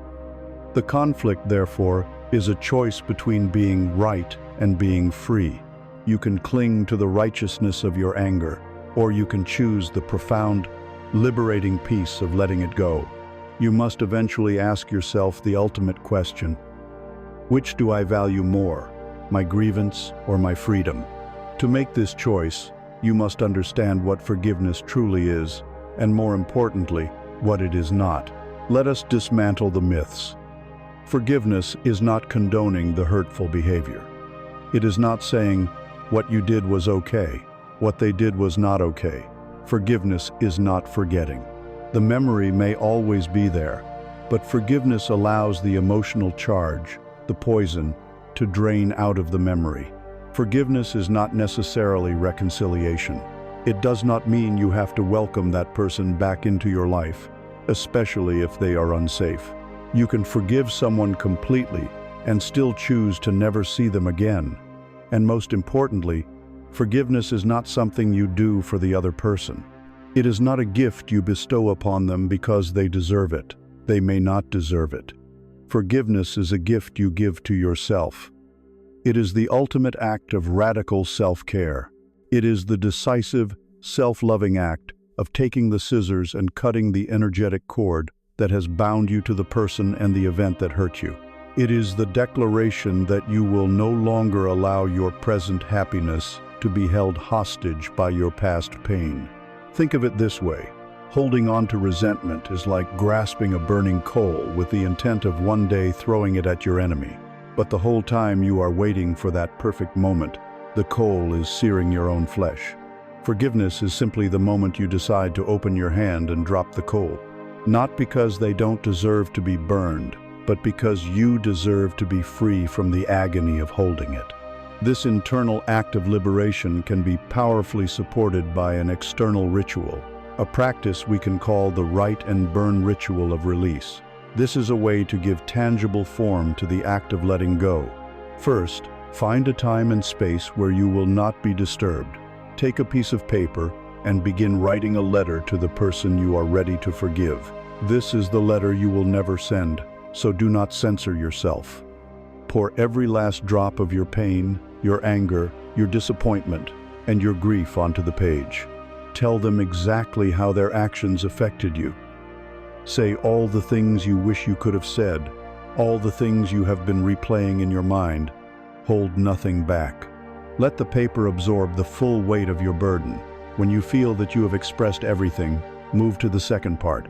At the end of the letter, write a declaration of your own freedom. It could be something like, I have carried the pain of this for long enough. I acknowledge the harm that was done, and I see the cost of holding on to this anger. Today, I choose to be free. I release you from the debt I believed you owed me. I release you from the prison of my resentment. I forgive you, not for your sake, but for mine. I take my power back. I set myself free. Read these words aloud. Feel their power. Finally, engage in the ritual of fire. In a safe manner, whether in a fireplace, a fire-safe bowl, or a barbecue, set the letter ablaze. As you watch the paper curl, blacken, and turn to ash, visualize the energetic cord that connected you to this person and this pain also dissolving. Watch the smoke rise and disappear, carrying the old story away with it. Feel the lightness that remains. This practice can, and should, also be used to forgive yourself for past mistakes. Write yourself a letter of unconditional forgiveness. This ritual may need to be repeated. Forgiveness is often a process, a peeling away of layers. But each time you do it, you drop another stone from the sack, you release another drop of the poison, you loosen your grip on the hot coal, until one day you wake up and realize, with a sense of quiet wonder, that you are finally, truly free. As you journey deeper into yourself, liberating your spirit from the chains of the past, you will arrive at a quiet, formidable threshold. This is the domain of discipline. For most of us, the very word lands with a thud. It conjures images of harshness, of deprivation, of a militant inner drill sergeant forcing us to do things we hate. We see discipline as a war against our own desires, a punishment for our own perceived weaknesses. We have been taught that discipline is about white-knuckled willpower, about gritting our teeth and pushing through pain. But this model of discipline, based on force and self-aggression, is brittle and ultimately unsustainable. It is a battle waged against yourself, and in a war against yourself, even victory is a form of defeat, for it leaves a part of you vanquished and resentful. We must dismantle this old, broken definition and erect a new one in its place. Let us propose this. True self-discipline is not an act of self-punishment. It is one of the highest and purest forms of self-love. It is not about forcing yourself into a rigid mold, but about loving yourself enough to make the choices that lead to your own expansion and flourishing. It is the gentle art of becoming the loving guardian of your own potential. Let us explore this alchemy, this transformation of discipline from a weapon into a nourishing tool. Every act of discipline is a tangible expression of love and respect for your future self. That person, the you of tomorrow, of next week, of next decade, is not an abstract concept. They are a direct consequence of the choices you make today. When you choose to put down your phone and go to sleep at a reasonable hour, you are sending a gift of clarity and energy to your future self who will wake up tomorrow. When you choose to move your body, even when you feel lethargic, you are sending a gift of health and vitality to your future self who will inhabit that body for years to come. When you choose to sit down and do the difficult, focused work on your creative project or your business, you are sending a gift of accomplishment and meaning to your future self who will reap the rewards. Conversely, every time you choose instant gratification over long-term well-being, you are stealing from that future self. You are saddling them with the debt of your present indulgence. Seen through this lens, discipline is no longer about deprivation. It is about investment. It is the ultimate act of faith in your own becoming. Each disciplined choice is a vote you cast for the person you aspire to be. It is you, in the present moment, taking care of you in the future. This choice plays out in a constant internal negotiation, a conflict between two powerful parts of your psyche. We can call them the inner toddler and the loving guardian. The inner toddler lives exclusively in the present moment and operates purely on the pleasure principle. It wants what it wants, and it wants it now.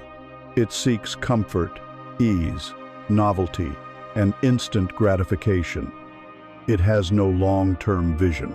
It is the part of you that screams for the sugary treat, that hits the snooze button for the 10th time, that craves the numb escape of another hour of mindless scrolling. It is not bad or wrong, it is simply primal and short-sighted. On the other side is the loving guardian. This is the wise, mature aspect of your consciousness. It is the part of you that can hold a larger perspective, that understands the law of cause and effect. The guardian knows that the easy choice now often leads to a harder life later, and a harder choice now often leads to an easier, more expansive life later. The old model of discipline was a war, where the guardian would beat, shame, and bully the toddler into submission. This creates an inner world of fear and rebellion. The new, gentle art of self-discipline is a collaboration. The loving guardian acknowledges the toddler's feelings with compassion. It says, "I know you want the comfort of the couch. I understand. It's a valid feeling." But then, with firm, unwavering love, it says, "And we are going to get up and move our body for 15 minutes because we love ourselves and we deserve to feel strong and healthy." The guardian doesn't deny the toddler's desire for comfort. It simply prioritizes the soul's need for growth. It is an act of parenting your own inner world with wisdom and kindness. With this new understanding, we can see that discipline is the essential bridge between your aspirations and your reality. Your dreams, your goals, your vision for a better life without the structure of discipline, they remain as intangible as ghosts, beautiful but powerless phantoms in the realm of your imagination. Discipline is what gives them substance. It is the architecture that allows your vision to take form in the material world. And this architecture is not built with violent, explosive effort. It is built with gentle, persistent consistency. Here, the most powerful metaphor is the river. A river does not carve the Grand Canyon through a single, heroic act of force. It does not blast its way through the rock.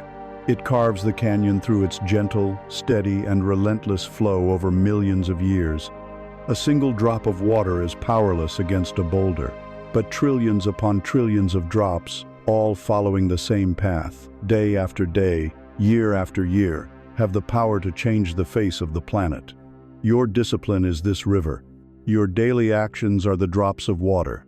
Do not be discouraged if a single action feels insignificant. A single workout will not transform your body. A single hour of writing will not finish your book. A single meditation will not bring you enlightenment. But do not doubt the cumulative power of the flow. The key is not intensity but consistency.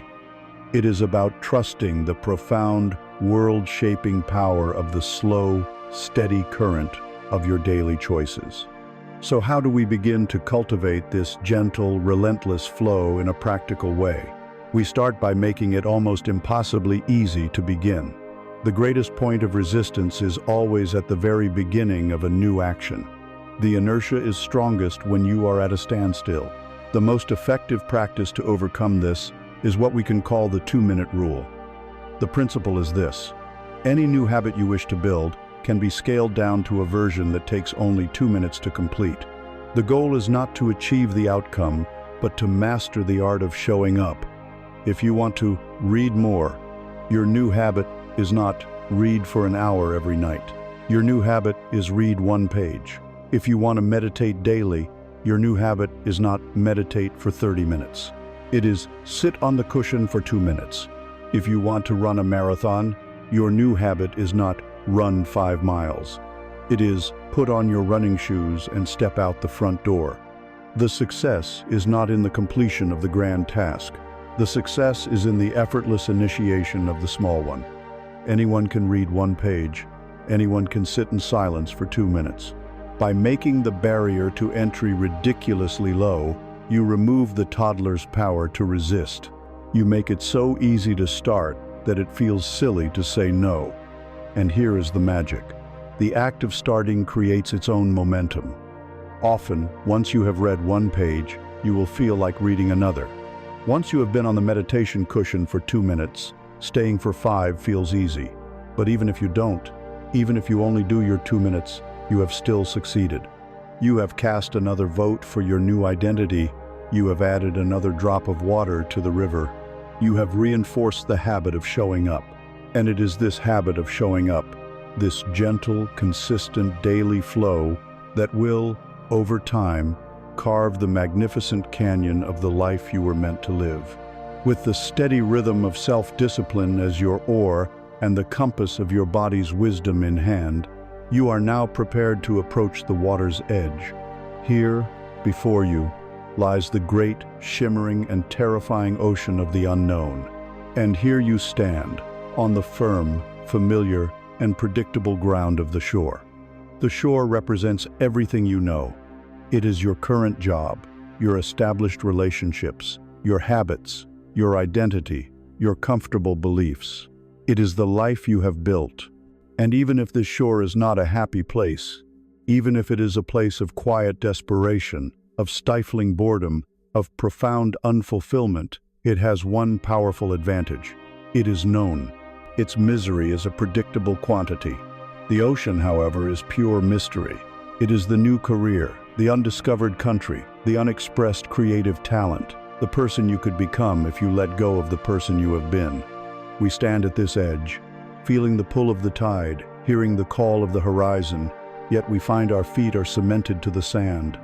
We are paralyzed by our fear of the unknown. We must understand that this clinging to the shore, this addiction to certainty, is the final and greatest obstacle to a life of meaning and growth. Our psychological allergy to uncertainty is profound.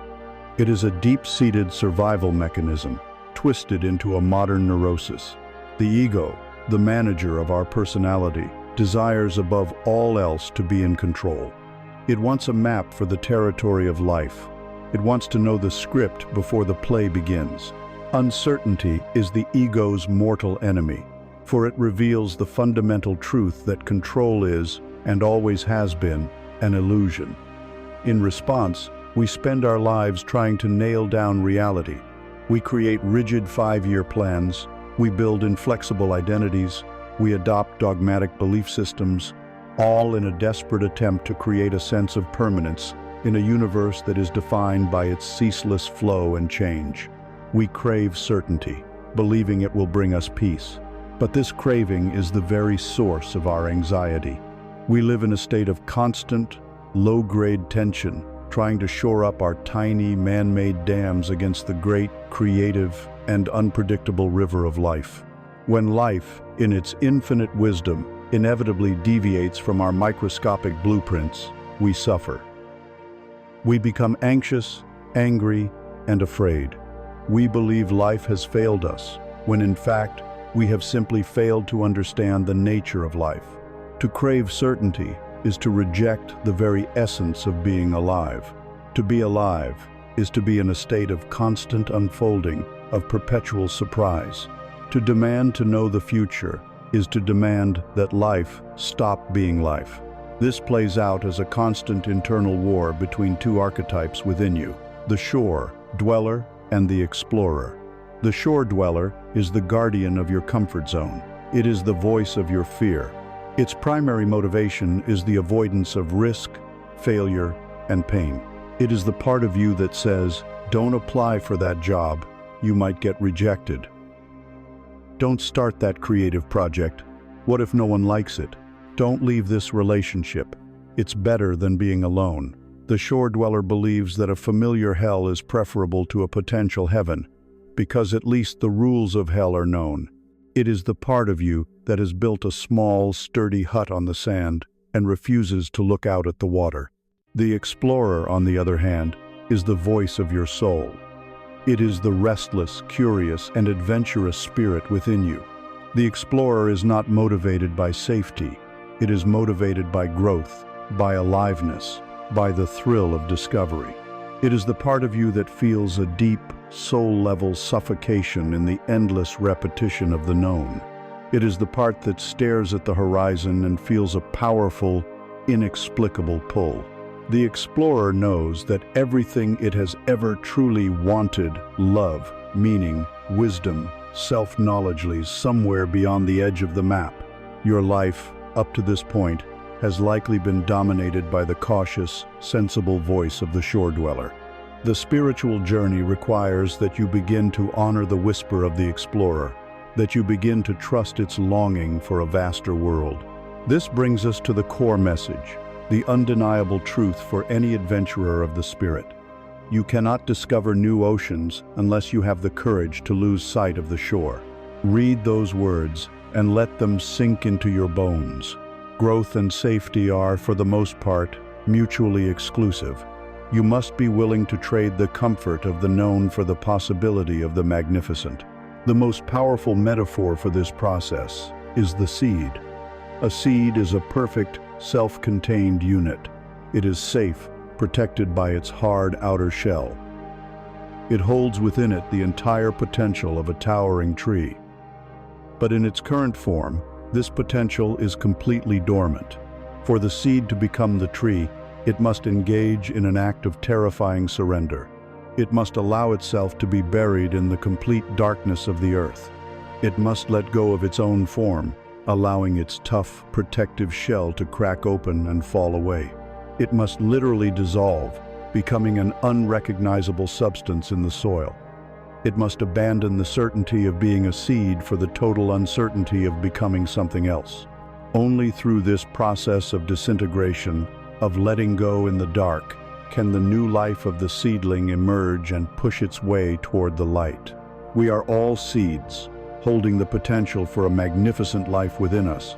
But to realize that potential, we too must have the courage to let go of the safe, hard shell of our current identity. We must be willing to enter the darkness of the unknown, to allow our old certainties to dissolve, trusting that this is not an act of destruction, but the necessary prerequisite for all true growth. How do you cultivate this courage? You do not begin by recklessly launching a tiny raft into a hurricane. You begin by simply getting your feet wet. You practice by taking small, deliberate steps into uncertainty. This is a way of training your nervous system, of building your tolerance for the unknown, of proving to the shore dweller within you that you will not die if you leave the hut for a little while. First, identify an area of your life that is dominated by rigid routine. It could be the food you eat, the music you listen to, the route you take to work, the way you spend your weekends. Second, take one small, uncharted step. Intentionally do something different, something where the outcome is not guaranteed. Order something new on the menu without knowing if you will like it. Take a different street and wander without a map. Listen to a genre of music you have always dismissed. Read an article or a book that challenges your most cherished beliefs. Third, and most importantly, pay attention to the feeling of discomfort that arises. That subtle thrum of anxiety, that feeling of being slightly off balance, that is the feeling of your uncertainty muscle being worked. Do not immediately retreat from it. Breathe into it. Welcome it as a sign of growth. Finally, observe the outcome. Notice that the world did not end. You may have discovered a new favorite dish, or you may have hated it. It does not matter. The success was not in the outcome. It was in the act of stepping into the unknown. Each time you do this, you are wading a little deeper into the ocean of what is possible. You are moving from your ankles to your knees to your waist. You are teaching yourself through direct experience that the unknown is not just a place of danger, but the fertile field from which all new life springs. This is how you learn to let go of the shore. This is how you learn to swim. Having loosened your grip on the shore of certainty, you begin to drift into the open ocean of possibility. And here, in this vast, uncharted water, a new question arises. It is no longer what is safe, but a far more thrilling and terrifying question. What do I truly want? To navigate this ocean, you must learn to distinguish between the two great hungers that drive a human life. The first is the hunger of wanting. This is the voice of the ego.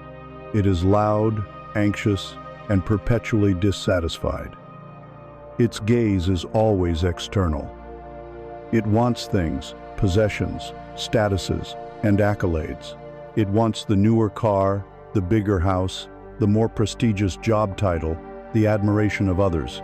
These wants are almost never original. They are borrowed, absorbed from the catalog of our culture, from the advertisements that flicker at the edge of our vision, from the lives of others we see on our screens. The second, deeper hunger is the hunger of desire. This is the voice of the soul. It is quiet, steady, and internally generated. It is a gravitational pull rather than a frantic grasp. True desire is less about what you want to have and more about who you long to be and what you long to do. It is the desire to create, to serve, to learn, to connect, to express the unique energy that is yours alone. For most of our lives, we are deafened by the clamor of our wants, and so we never hear the quiet, constant hum of our true desire. The tragedy of a life lived in pursuit of borrowed wants is its profound and inevitable hollowness. Chasing the wants of the ego is like trying to quench a deep, cellular thirst with salt water. The more you drink, the thirstier you become. You set a goal based on a societal scripto, achieve a certain income level, to get married by a certain age, to attain a certain position, and you dedicate your life force to its pursuit. When you finally achieve it, there is a momentary rush, a brief satisfaction of the ego's craving, but it is quickly followed by a familiar, sinking feeling of emptiness. The question, "Is this all there is?" echoes in the new, larger house. The thrill of the promotion fades, leaving only the reality of more responsibility in a job that doesn't nourish your soul. This is because the want was never yours to begin with. It was a proxy, a stand-in, a distraction from the far more demanding and meaningful call of your authentic desire. We chase these external wants because it is easier. They provide a clear, pre-made path. Following the quiet, unique desire of the soul requires us to forge our own path through the wilderness, a far more daunting task. The pursuit of borrowed wants is the ultimate strategy of avoidance. It keeps us so busy, so focused on the next external goal, that we never have to face the terrifying and liberating question of what our own soul is truly hungry for. This creates an internal conflict between two worlds, the marketplace and the hearth. The marketplace is the external world of society and culture. It is a loud, chaotic, and competitive space. Everyone is shouting, advertising, what is valuable, what constitutes success, what you should want. The currencies of the marketplace are money, status, power, and appearance. We spend the majority of our lives in this space, comparing ourselves to others, competing for scarce resources, and trying to accumulate the tokens of approval that the marketplace offers. We are taught from birth that our value is determined by our success in this arena. The hearth, by contrast, is the quiet, warm, and radiant center of your own being. It is the seat of your soul. It is the source of your authentic desire. The hearth does not operate on the logic of the marketplace. Its currency is not money, but meaning. Its goal is not status, but expression. Its measure of success is not power, but aliveness.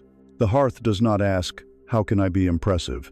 It asks, "What makes me feel vibrantly, incandescently alive?"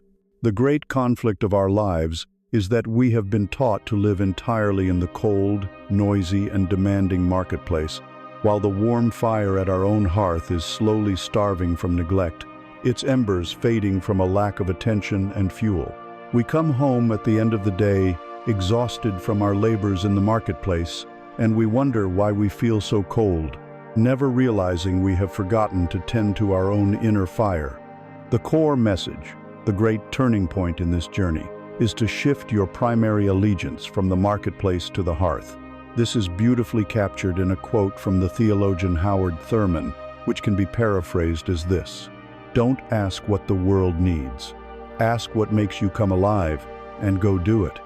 Because what the world needs is people who have come alive." This is not a call to selfish indulgence. It is a call to your most profound and generous contribution. A life lived in pursuit of borrowed wants creates a drained, resentful, and hollow person. That person has very little of genuine value to offer the world. But a person who is living in alignment with their authentic desire, a person who is doing what makes them come alive, radiates a powerful, infectious energy. They become a source of light and warmth. They give others permission to seek their own aliveness. Your greatest gift to the world is not another depleted martyr struggling in the marketplace. Your greatest gift is your own fully expressed, vibrant, and joyful self. This is where the metaphor of fire becomes so potent. Your authentic desire is a fire. It cannot be faked. It cannot be negotiated or reasoned with. It either burns or it does not. It has its own heat, which is your passion, your enthusiasm, your drive. And it has its own light, which is the clarity, the inspiration, and the meaning that it brings to your life and the lives of others. The borrowed wants of the ego are like pictures of a fire. They can look convincing from a distance, but if you get close, you will find they offer no warmth and they cast no light. Your sacred task is not to collect more pictures. It is to find the glowing embers of your own true fire at the hearth of your soul and gently, patiently, fan them into a blaze. How do you find these embers, buried as they might be under years of ash and neglect?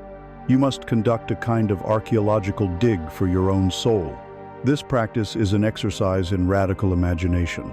Find a quiet space, a journal, and a pen. Create a sacred container of absolute possibility. For the duration of this exercise, you must suspend all disbelief. All real-world constraints, money, time, skill, age, the opinions of your family and friends are temporarily lifted. At the top of the page, write this question: what would I do with my life if money were no object and I had a guarantee of success? Now, begin to write. Let your mind run wild. Do not censor, edit, or judge what comes out. Let the inner toddler and the soulful explorer have free rein. Would you learn to play the cello? Would you move to a cabin in the mountains and write poetry? Would you start a sanctuary for abandoned animals? Would you travel the world studying ancient architecture? Would you dedicate your life to mastering a craft? Would you open a small cafe where people felt at home?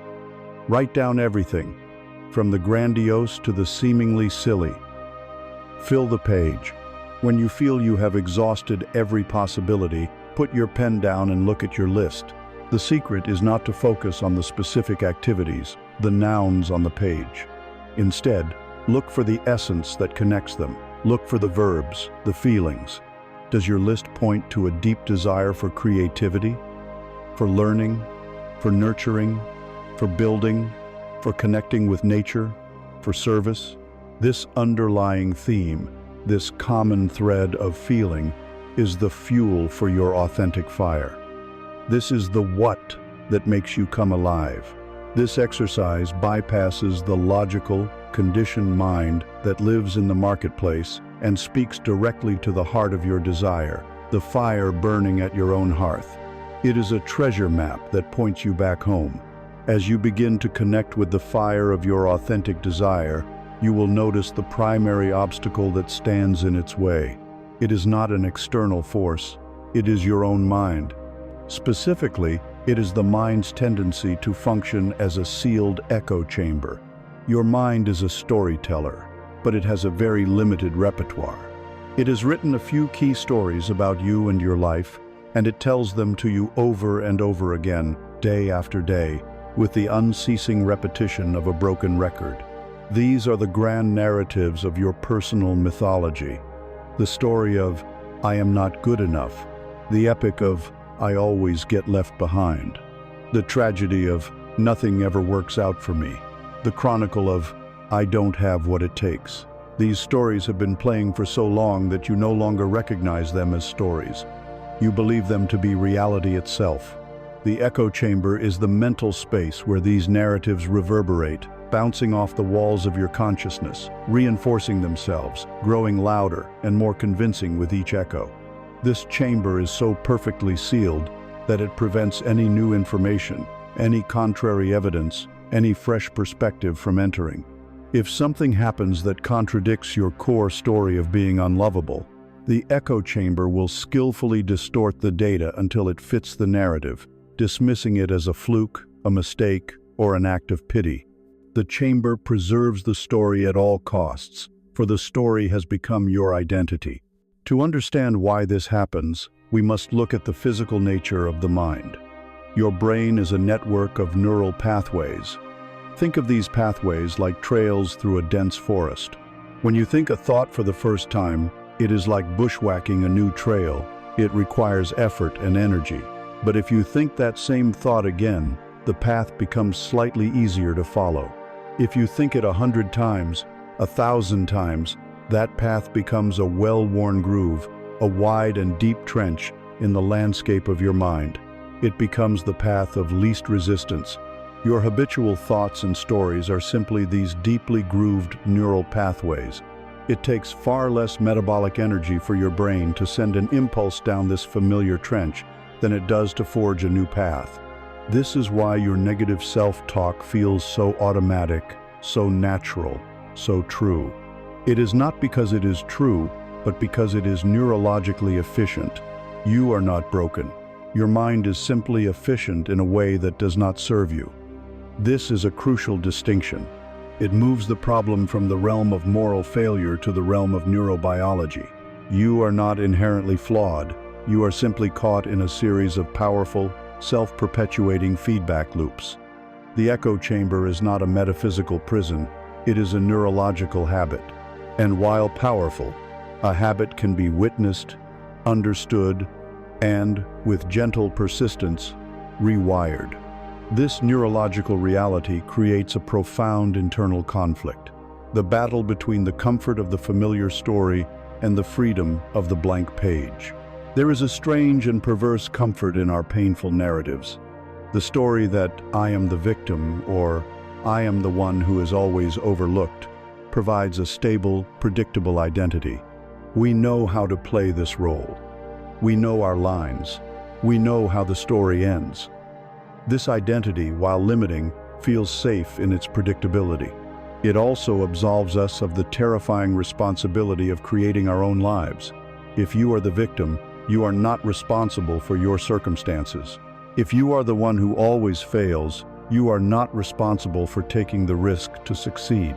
The story becomes a cage, but a familiar and strangely cozy one. On the other side is the intimidating vastness of the blank page. To truly let go of your old story is to let go of your known identity.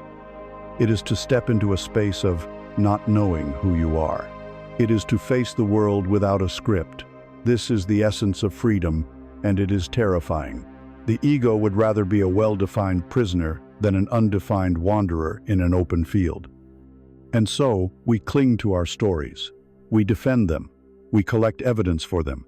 We choose the perverse comfort of our familiar suffering over the radical, destabilizing freedom of rewriting our entire narrative. Here we arrive at one of the most liberating truths a human being can ever realize, a message that has been the cornerstone of contemplative wisdom for millennia. You are not your thoughts. You are the awareness in which your thoughts arise. You are not the story. You are the space in which the story is being told. Let us return to the metaphor of the sky and the clouds. The stories your mind tells, I'm a failure. I'll be alone forever. I'm not smart enough. These are just dark, stormy clouds passing through the vast, open, and silent sky of your consciousness. For your entire life, you have been acting as if you were the storm. You have been identifying with the turbulence, the darkness, and the lightning.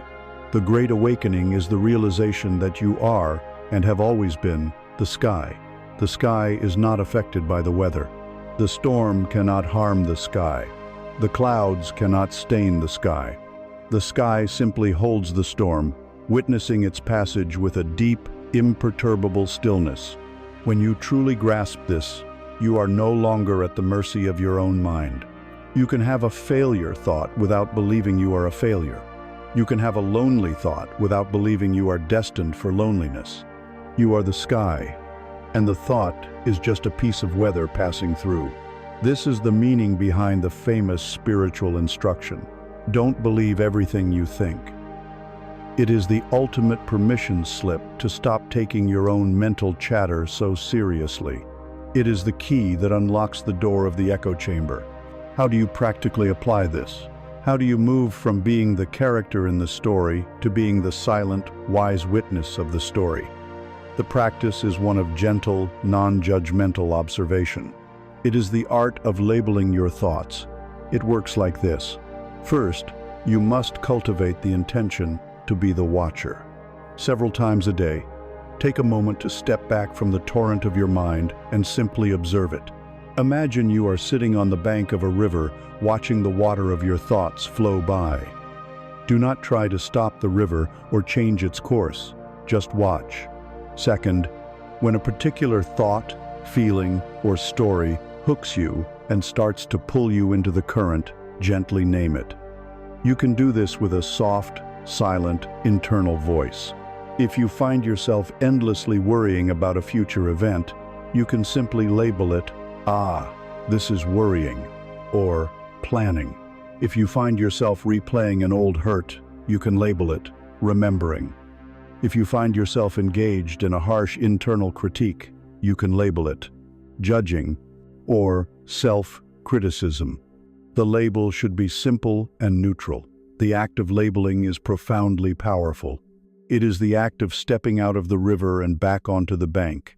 It creates a space between you, the observer, and the thought, the observed. You are no longer fused with the thought. You are aware of the thought. The third step is crucial. Do nothing else. Do not try to fix the thought, argue with the thought, or push it away. The labeling itself is the entire practice. It is an act of pure mindfulness. Each time you label a thought instead of unconsciously believing it, you are weakening the old neural pathway. You are starving the old story of the fuel it needs to survive, which is your unconscious belief. You are turning on the lights inside the echo chamber. You begin to see the thought patterns for what they are: impersonal, habitual, conditioned mental events, like weather patterns. They are not you, and they are not the truth. They are simply the echoes in the chamber, and you are finally learning to hear the silence that lies behind them. After you have begun to disidentify from the looping stories in the echo chamber of your mind, a new and profound space opens up. It is the space of authorship. You come to realize a fundamental truth of the human condition. It is impossible to live without a story. The mind is a narrative machine. It will always be creating a story to make sense of your existence. The great question is not if you are living in a story, but what story you are living, and, most importantly, who is the author. For most of our lives, we are unwitting actors in a script written by forces outside of ourselves. We are playing out the unfulfilled dreams of our parents. We are living according to the narrow, materialistic script of our culture. We are dutifully playing the role assigned to us by our fears and our limiting beliefs. We become a supporting character in someone else's drama. Or worse, we find ourselves cast as the perpetual victim or the tragic figure in a story we would never consciously choose. The first step toward reclaiming your life is the stunning realization that you are, and have always been, living within a narrative.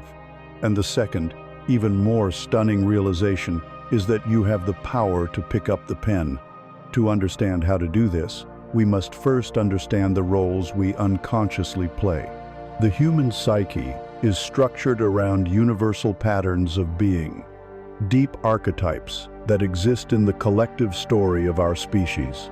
Think of them as the classic roles in the great human drama: the hero, the victim, the martyr, the sage, the trickster, the lover, the king, the orphan. Without conscious awareness, we fall into these archetypal roles, and they begin to dictate our behavior, our emotions, and our choices. Our old, painful narratives often cast us in disempowering roles. If your core story is, "I am not good enough," you will unconsciously play the role of the orphan, always feeling on the outside, never quite belonging, struggling for scraps of approval. If your core story is, "The world is against me," you will embody the archetype of the victim, interpreting every setback as a personal attack, feeling powerless and waiting for a rescuer who never comes. If your story is, "My needs don't matter," you will play the martyr, constantly sacrificing your own well-being on the altar of others' demands, secretly building a tower of resentment.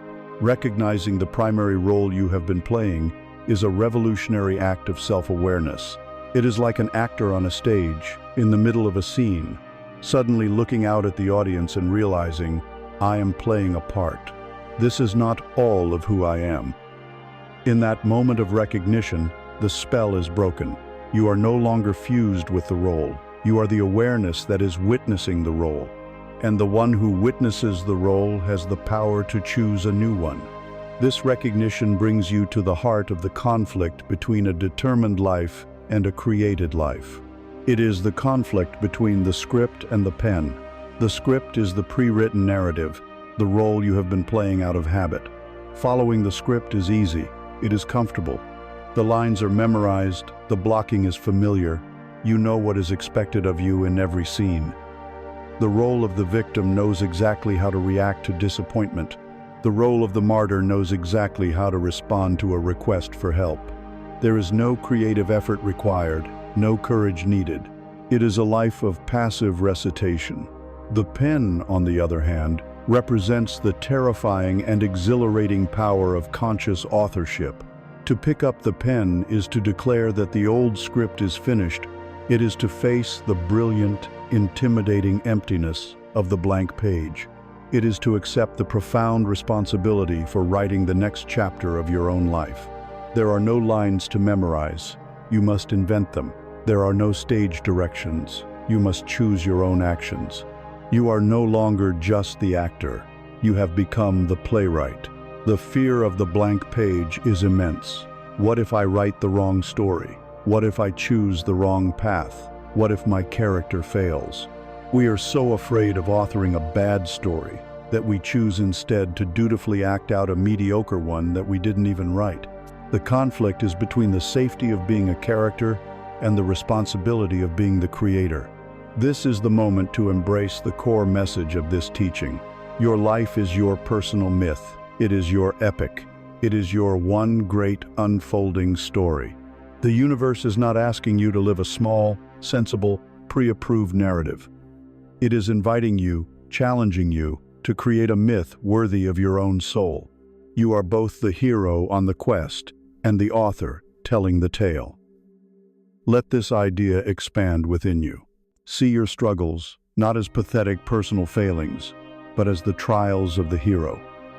See your breakthroughs not as lucky breaks, but as the discovery of hidden treasures. See your mentors and helpers as the wise guides that appear on the hero's journey. This reframes your entire existence, imbuing it with a sense of meaning, purpose, and high adventure. We can deepen this with the metaphor of the map. Your life is a map. Your past is already charted. On it are the great rivers of your sorrows, the towering mountain ranges of your triumphs, the vast deserts of your loneliness, the dense forests of your confusion. You can, if you choose, spend the rest of your life endlessly retracing these old paths, walking the familiar territory of your past. But if you look closely at the map, you will see that beyond the known lands, the paper is blank. The future is an uncharted continent. marked only with the thrilling, ancient warning, "Here be dragons." You have a choice. You can stay in the safe, charted lands, or you can pick up your pen, take a deep breath, and begin to draw your course into the unknown. Every conscious, intentional choice you make today is another line drawn on that map. Every act of courage is another landmark noted. Every time you choose growth over comfort, you are charting new territory. You are the cartographer of your own becoming. So how do you practice this art of conscious myth-making? You begin by consciously choosing your role. This is a practice of intentional archetypal embodiment. First, with the radical honesty you have been cultivating, you must identify your current role. Ask yourself, in the story of my life right now, what archetypal role am I most often playing? Am I the victim, complaining and waiting to be rescued? Am I the cynic, who sits on the sidelines and scoffs at those who try? Am I the people pleaser, who has no story of their own because they are too busy trying to fit into everyone else's? Write down the role without shame. Simply see it for what it is, a costume you have been wearing. Second, you must envision the next role. This is not about choosing a role for the rest of your life. It is about asking, given the specific challenges and opportunities that are in front of me right now, what is the most powerful and generative role I could step into? Perhaps you are facing a health challenge. The most empowering role might be the disciplined warrior. Perhaps you are navigating a complex relationship. The wisest role might be the compassionate sage. Perhaps you are feeling a lack of joy. The most helpful role might be the playful artist or the curious explorer. Choose the archetype that your soul needs now. Third, define the character. What does this role look like in action? How does the warrior carry their body? How does the sage listen? What are the daily habits of the artist? Write down a few key behaviors, attitudes, or lines for this new character. This makes the archetype practical and accessible. Finally, and most importantly, take one small action that is in alignment with your chosen role. This is not about faking it until you make it. It is about consciously embodying a new way of being. If you have chosen the warrior, your action might be to finally make that difficult phone call you have been avoiding. If you have chosen the scholar, your action might be to go to the library and check out a book on a subject that fascinates you. This small intentional act is a declaration to the universe. It is you picking up the pen and writing the first sentence of a new, more powerful and more authentic chapter in your own personal myth. As you begin to write your own myth and step into a more heroic version of yourself, you must learn to wield one of the most subtle and potent superpowers available to the human heart: the power of gratitude. This is not the polite, performative thank you of social convention. This is a profound and radical shift in perception, a form of spiritual technology that has the power to reshape your reality from the inside out. We must begin by understanding the default setting of the human brain. Your mind, as a product of evolution, is not designed for happiness. It is designed for survival. And survival requires a hypervigilance for threats, problems, and deficiencies. This is called the negativity bias. Your brain is like Velcro for negative experiences and Teflon for positive ones. You can receive 10 compliments and 1 criticism, and which one will you ruminate on for the rest of the day? The criticism. This is not a personal failing. It is an ancient survival program still running in your modern skull. Your ancestors needed to be acutely aware of the one poisonous berry in the bush far more than they needed to appreciate the beauty of the other 99 berries. They needed to remember the location of the predator far more than the location of a beautiful sunset. This ancient software, which once kept you alive on the savannah, now keeps you in a state of perpetual, low-grade dissatisfaction. It causes you to constantly scan your life, your work, your relationships, and yourself for what is wrong, what is missing, and what is broken. This built-in negativity bias creates the psychological prison of a scarcity mindset. When your mind is automatically programmed to find the flaw, you begin to perceive your entire world through a lens of not enough money, not enough time, not enough love, not enough recognition, not enough success. You could be living in a palace, surrounded by loving people, with meaningful work to do, and your mind, in its default state, will expertly locate the one crack in the wall, the one misunderstanding, the one unmet expectation, and fixate on it until it eclipses everything else. A scarcity mindset is a self-fulfilling prophecy. When you believe the world is a place of lack and competition, you will act accordingly. You will become defensive, contracted, and fearful. You will miss opportunities that are right in front of you because you are too busy guarding what little you believe you have. You will overlook the daily, simple blessings of your life because they do not register as important to the threat detection system of your brain. You live in a constant state of comparison, measuring your own perceived lack against the perceived abundance of others, a game that is guaranteed to produce suffering. This prison is not built of external circumstances. It is forged entirely from the iron of your own unexamined perception. You are living in a self-created drought, all the while standing ankle-deep in a river of abundance you have trained yourself not to see. This leads to a quiet, daily internal conflict between two voices within you: the voice of the critic and the voice of the witness. The inner critic, or the fault finder, is the mouthpiece of the negativity bias. Its voice is loud, automatic, and relentless. It is the narrator that points out your mistakes, highlights your shortcomings, and reminds you of everything you lack. It is constantly comparing you to others and finding you wanting. It masquerades as a helpful realist, believing that its constant vigilance is what keeps you safe from complacency and failure. Its primary mode is one of complaint, judgment, and worry. On the other side is the appreciative witness. This is a quieter, more subtle aspect of your consciousness. It is the part of you that is capable of seeing what is right, what is good, and what is beautiful. It is the part of you that can feel a genuine sense of awe at a starry night, that can savor the taste of a simple meal, that can feel a swell of affection for a loved one. The voice of the witness is not automatic. It must be consciously and deliberately cultivated. The conflict is that you are living in a mind where the critic has had the microphone for your entire life, while the witness has been sitting silently in the back of the room, waiting to be invited to speak. The habit of complaint is a deep, well-worn groove. The practice of appreciation is a new path that must be intentionally forged. Here we arrive at the great, reality-bending truth about gratitude. Gratitude is not a passive response to positive events. It is an active cause of a positive reality. It is not something you feel after you get what you want. It is the very force that magnetizes what you want into your life. Gratitude is a superpower because it literally changes your resonant frequency. A mind locked in scarcity and complaint vibrates at a low, contracted frequency. It is a state of psychic and energetic poverty. Gratitude is the conscious act of shifting that vibration. It is a tuning fork that recalibrates your entire being to the frequency of abundance, of openness, of receptivity. When you are in a state of gratitude, you are energetically aligned with the good. You begin to notice opportunities you were previously blind to. You begin to attract people and circumstances that resonate with your new appreciative state.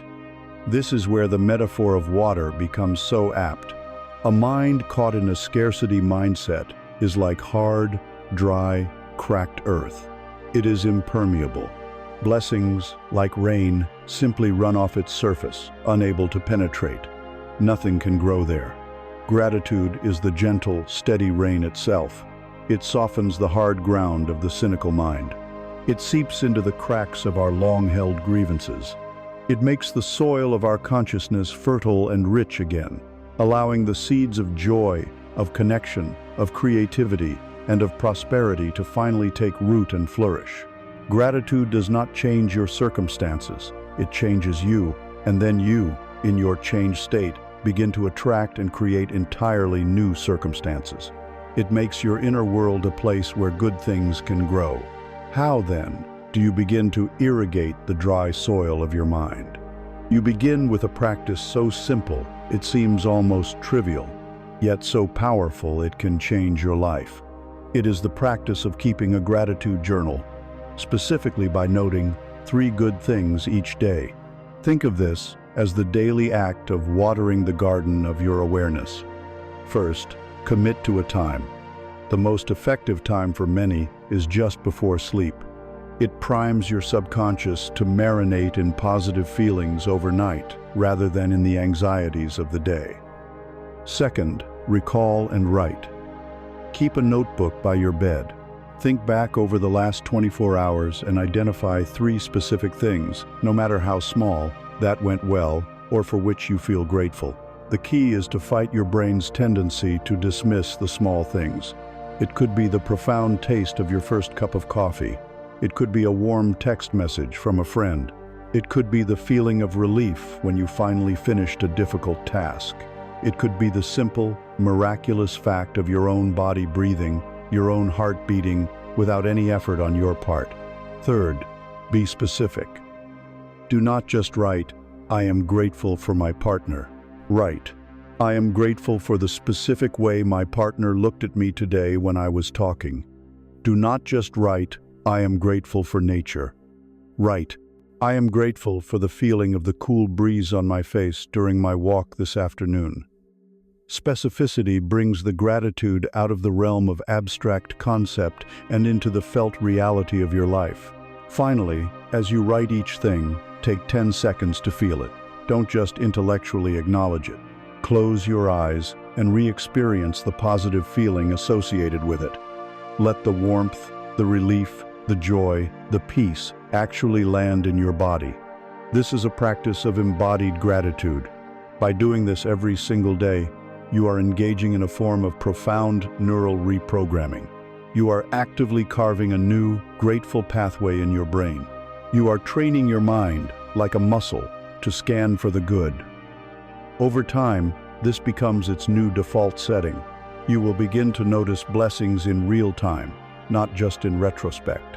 You will find yourself living in a world that seems miraculously richer, kinder, and more abundant. And you will realize, with a quiet sense of awe, that the world did not change. You did.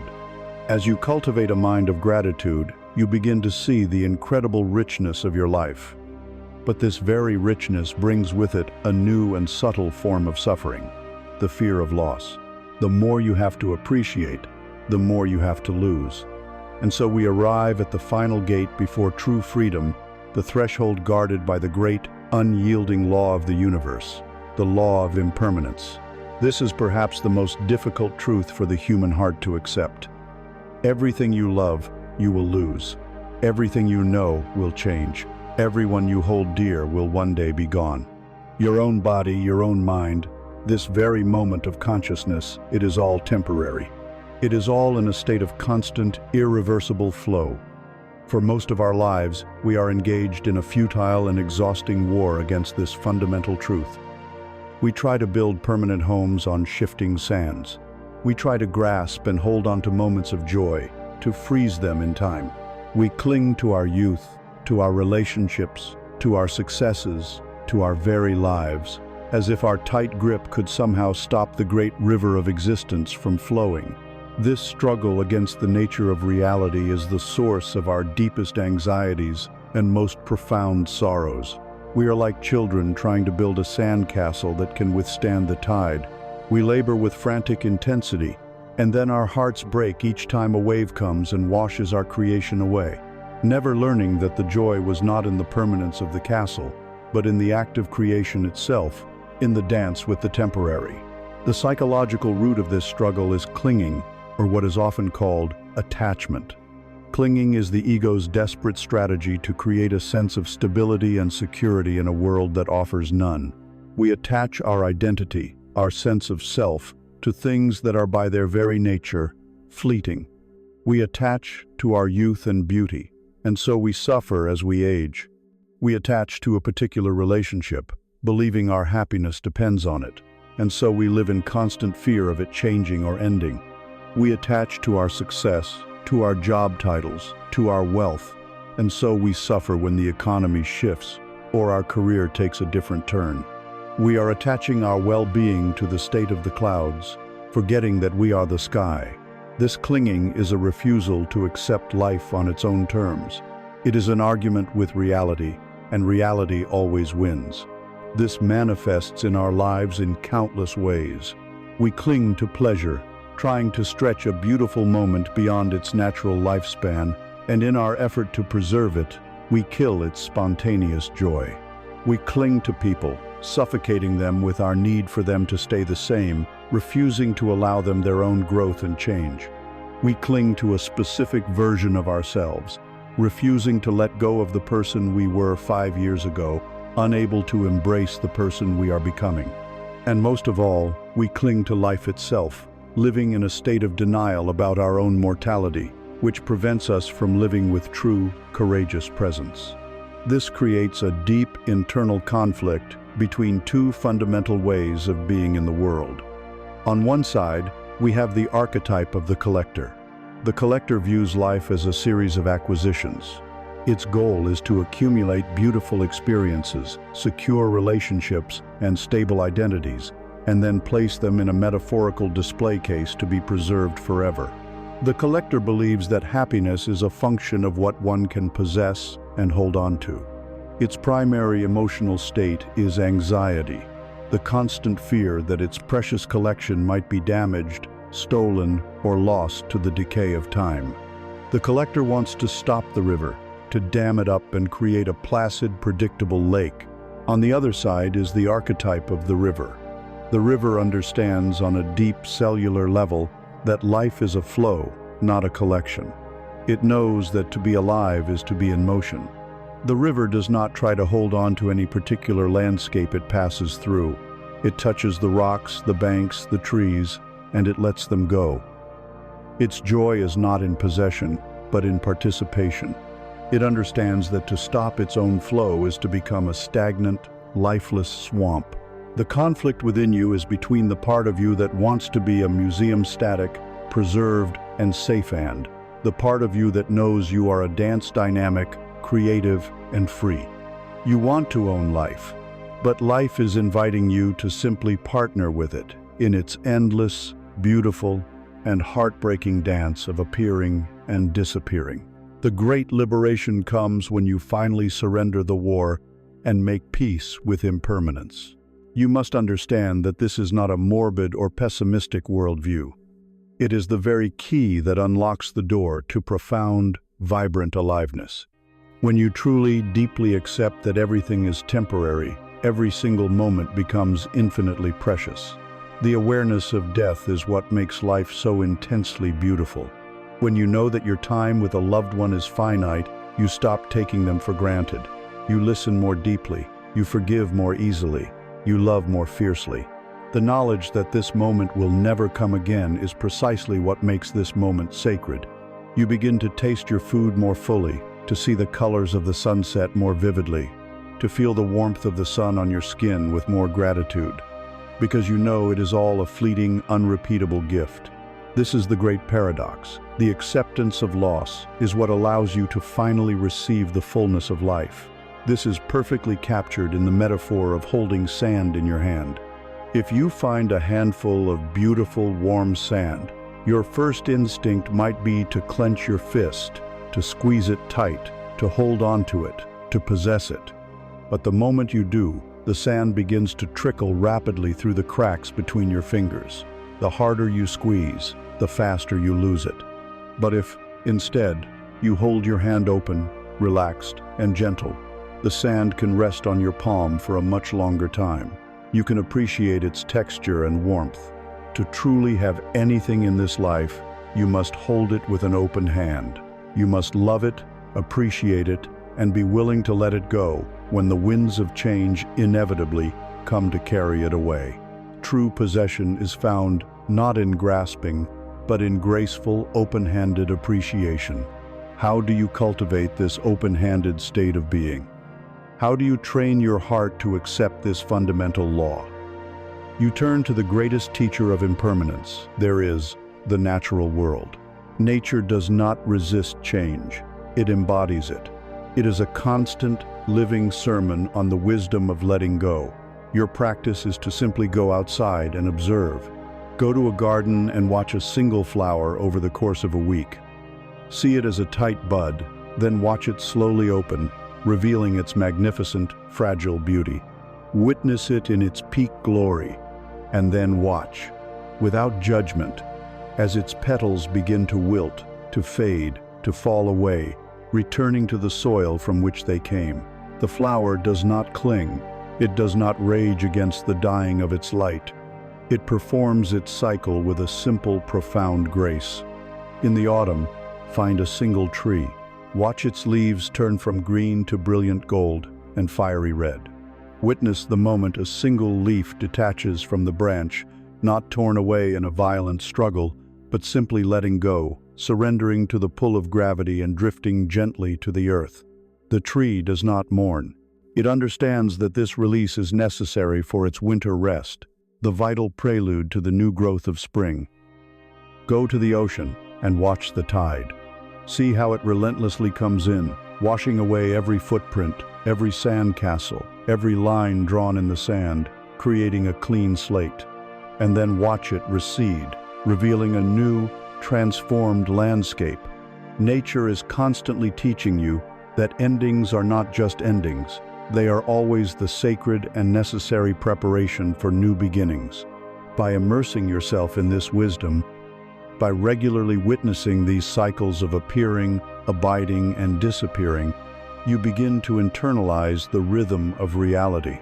You begin to see your own life not as a frantic effort to cling to a single season, but as a beautiful, four-season journey with its own time for budding, for blooming, for letting go, and for resting in the fertile darkness, waiting for the inevitable return of the sun.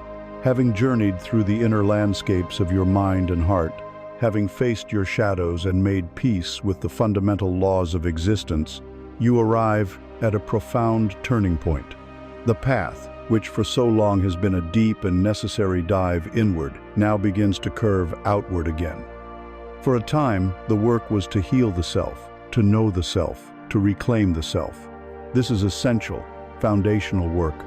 But there is a subtle danger in this phase of the journey, the danger of becoming a perpetual patient, a spiritual connoisseur obsessed only with the state of one's own inner world, forever polishing the mirror of the self without ever letting it reflect the light outward. The ultimate purpose of healing yourself is not merely to be a healed person. The ultimate purpose of your healing is to become a source of healing for the world. The journey inward reaches a point of completion only when it turns to face outward, when your personal transformation begins to serve a transpersonal purpose. The lamp you have so painstakingly learned to light is not meant to be hidden under a bushel. It is meant to be placed on a stand, where it can cast its light for others who are still finding their way through the dark. This outward turn is not born of obligation, but of a natural psychological unfolding. Once the fundamental needs of the ego for safety, belonging, and esteem have been met through your inner work, a new, higher-order need emerges. It is the need for meaning, for contribution, for self-transcendence. It is the soul's deep yearning to connect your individual story to the great, collective story of humanity. You begin to realize that your pain has not been a random, meaningless affliction. It has been a curriculum. Your specific struggles, your unique heartbreaks, the particular demons you have wrestled with in the dark, these have not been punishments. They have been your initiations. They have been your training. The very places where you have been most deeply wounded are the places where you have developed the most profound wisdom and compassion. Your struggle with anxiety has made you an expert in finding peace. Your journey through grief has made you a master of holding space for sorrow. Your battle with your inner critic has uniquely qualified you to teach others the art of self-compassion. You are graduating from the school of your own suffering, not merely as a survivor, but as a specialist, uniquely equipped to guide others through the same treacherous terrain you have already navigated. This realization brings forth a new internal conflict, the tension between the identity of the patient and the emerging identity of the healer. The patient is the part of you that is still focused on what is broken, on what still needs to be fixed. Its voice is one of caution and self-doubt. It says, "I'm not ready yet. I'm still a mess myself. I have no right to help anyone else when I'm still struggling." This voice can sound like humility, but it is often a very subtle form of perfectionism, a fear of being exposed as an imposter.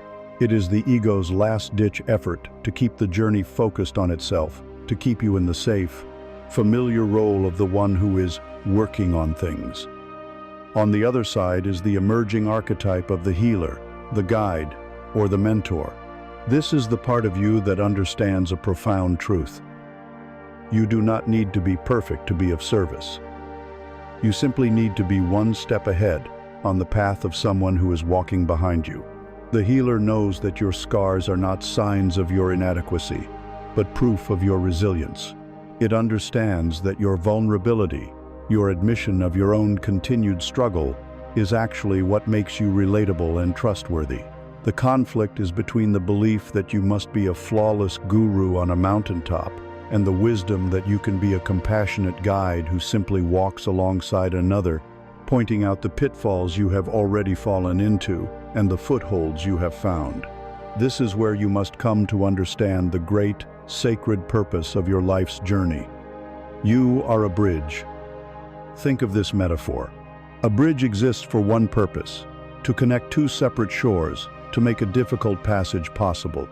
You, through your own dedicated inner work, have traveled. You have journeyed from the shore of confusion to the shore of clarity. You have walked from the shore of fear to the shore of courage. You have moved from the shore of self-rejection to the shore of self-acceptance. You have, in essence, become a living bridge. On that first shore, the one you left behind, there are countless other people still standing. They are looking across the chasm of their own pain, their own doubt, their own confusion, and they are wondering if it is even possible to get to the other side. Your life, your story, your very existence has become the answer to their question. It has become the way across. And what is this bridge made of? It is made of the very substance of your struggles. The lessons you learned the hard way have become the sturdy planks. The wisdom you gained from your failures has become the strong foundation. And your scars, the places where you were most deeply wounded and have since healed, they are not unsightly marks of damage to be hidden. They are the texture on the surface of the bridge. They are the grit that provides traction for the tired feet of others, ensuring they do not slip. Your scars are your credentials. They are the silent, powerful testimony that this chasm can be crossed, that healing is possible, that the other shore is real. How do you live into this new identity as a bridge? The practice is one of intentional, compassionate sharing. This is not about indiscriminately broadcasting your story for attention or turning your past pain into a performance. It is a mindful and targeted act of service. First, you must identify the story. Look back on your journey and choose one specific area of transformation. Is it the story of how you learned to set boundaries? The story of how you overcame a debilitating fear? The story of how you found forgiveness? Choose one narrative of healing that feels complete enough to share. Second, find the right context. This is not about seeking a large audience, but the right audience. It might mean having a quiet, honest conversation with a single friend who you know is facing a similar struggle. It could mean volunteering your time for a cause that is related to your past pain. It might mean expressing your journey through a creative act, a piece of writing, a song, a work of art, and sharing it with a small, trusted community.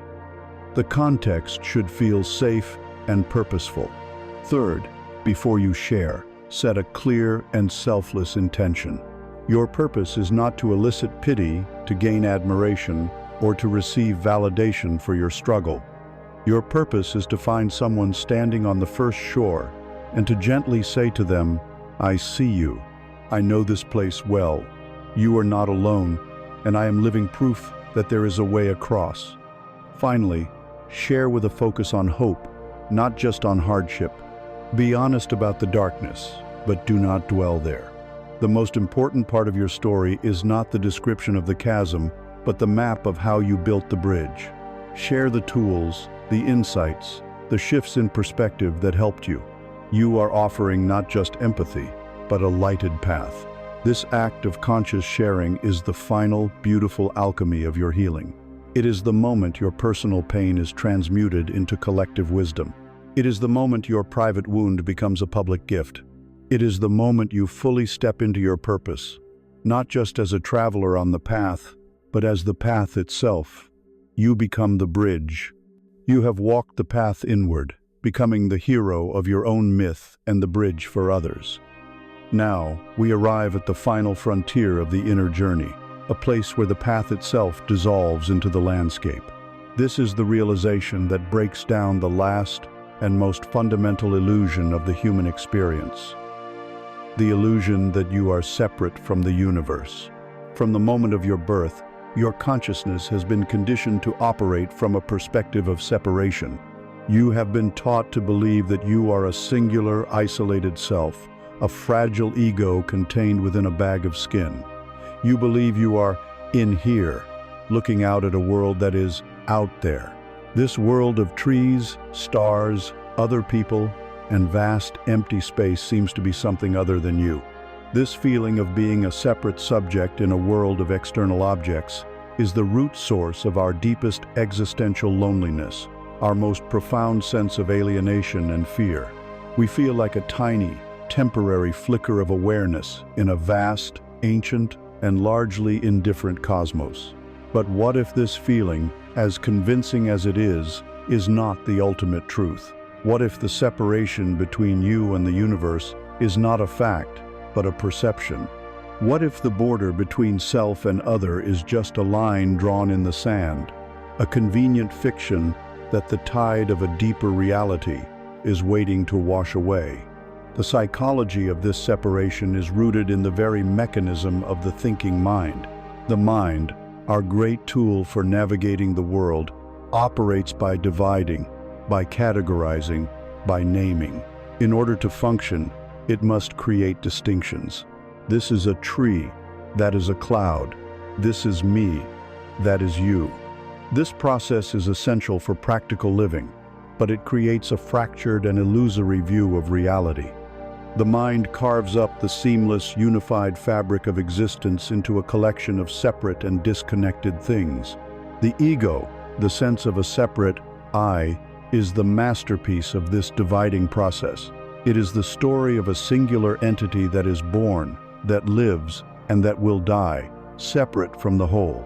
This separate self, feeling small and vulnerable, then spends its entire life trying to fortify its borders.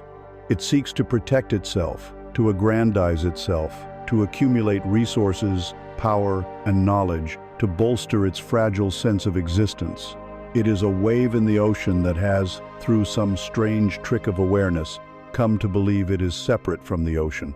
And so it lives in constant fear of the other waves, in constant competition for its small patch of water, never realizing that its true nature is the entire, boundless ocean itself. The whole drama of human suffering, the fear, the greed, the conflict is born from this single foundational mistake of perceived separation. This leads to the ultimate internal conflict, the tension between the identity of the island and the reality of the ocean.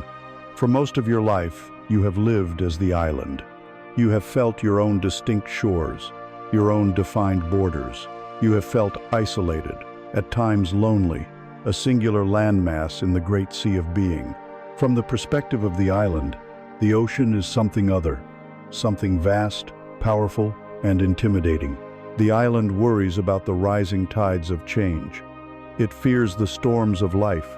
It feels its own insignificance in the face of the ocean's immensity. The life of the island is a life of defensiveness, of holding on, of trying to maintain its own separate integrity against the overwhelming power of the whole.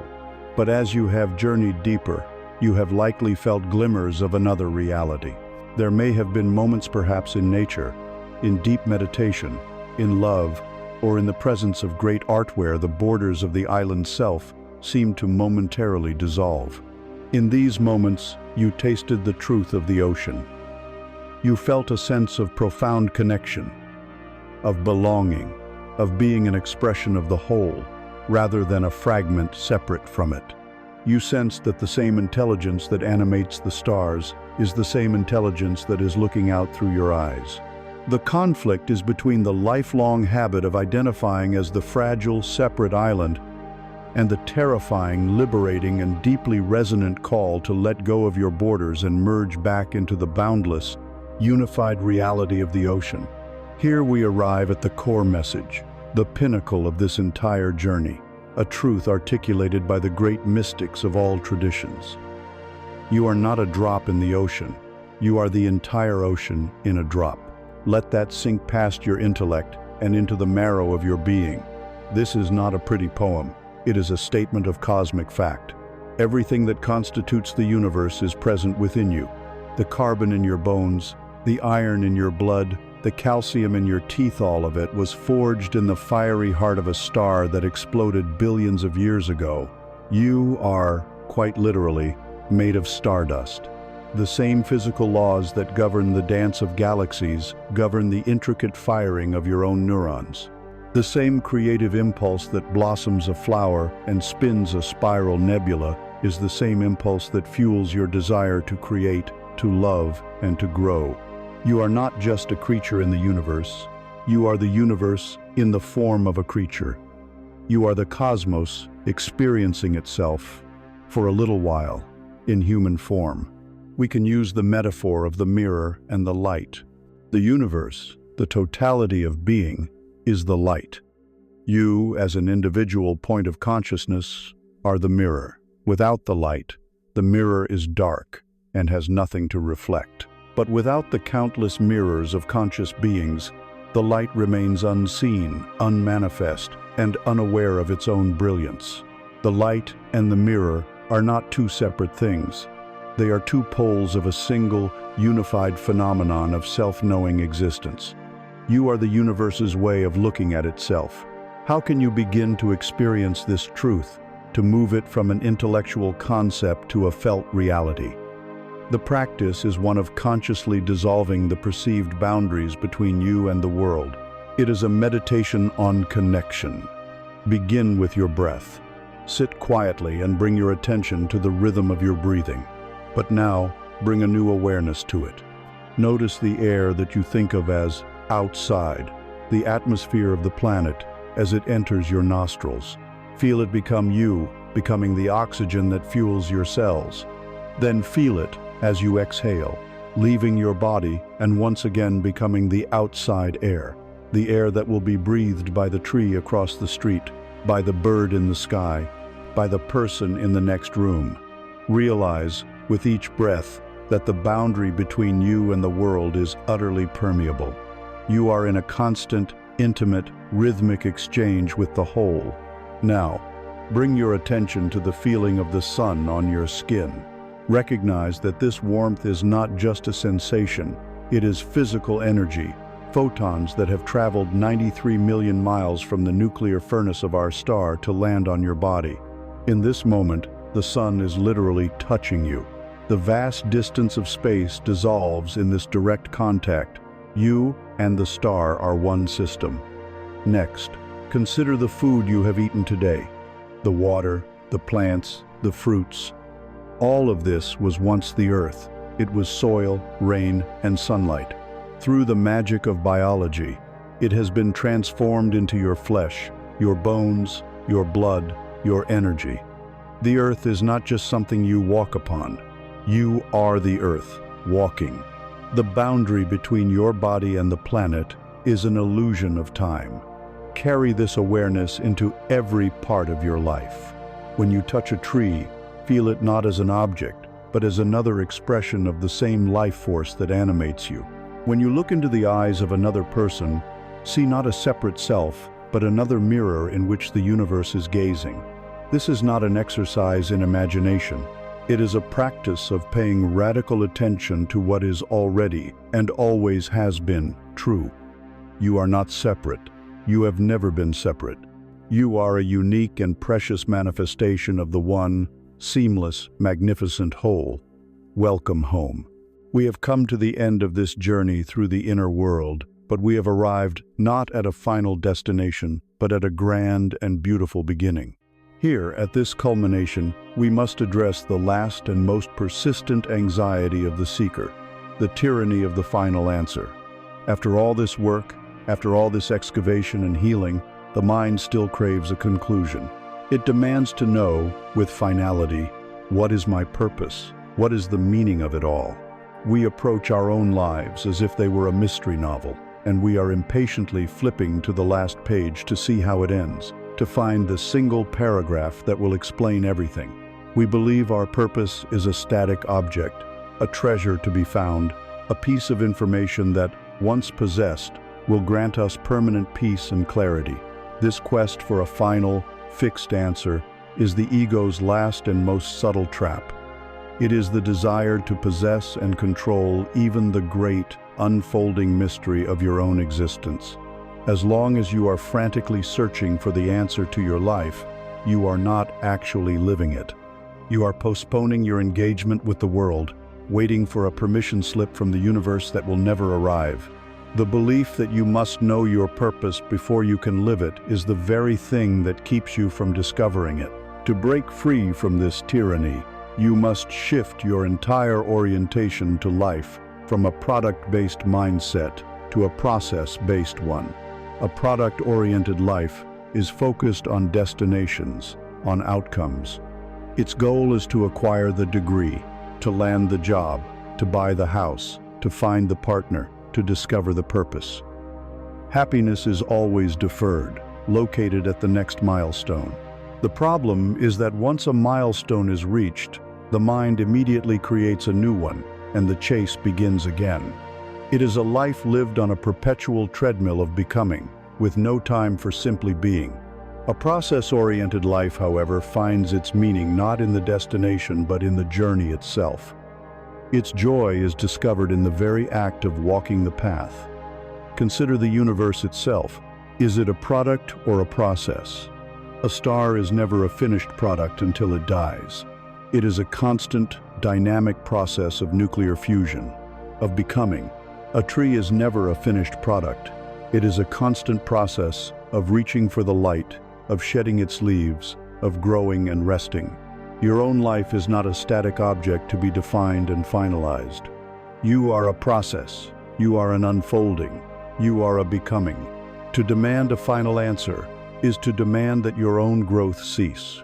To shift your focus from finding your purpose to engaging fully in the process of your life is the final key to unlocking a sustainable, deep, and abiding fulfillment.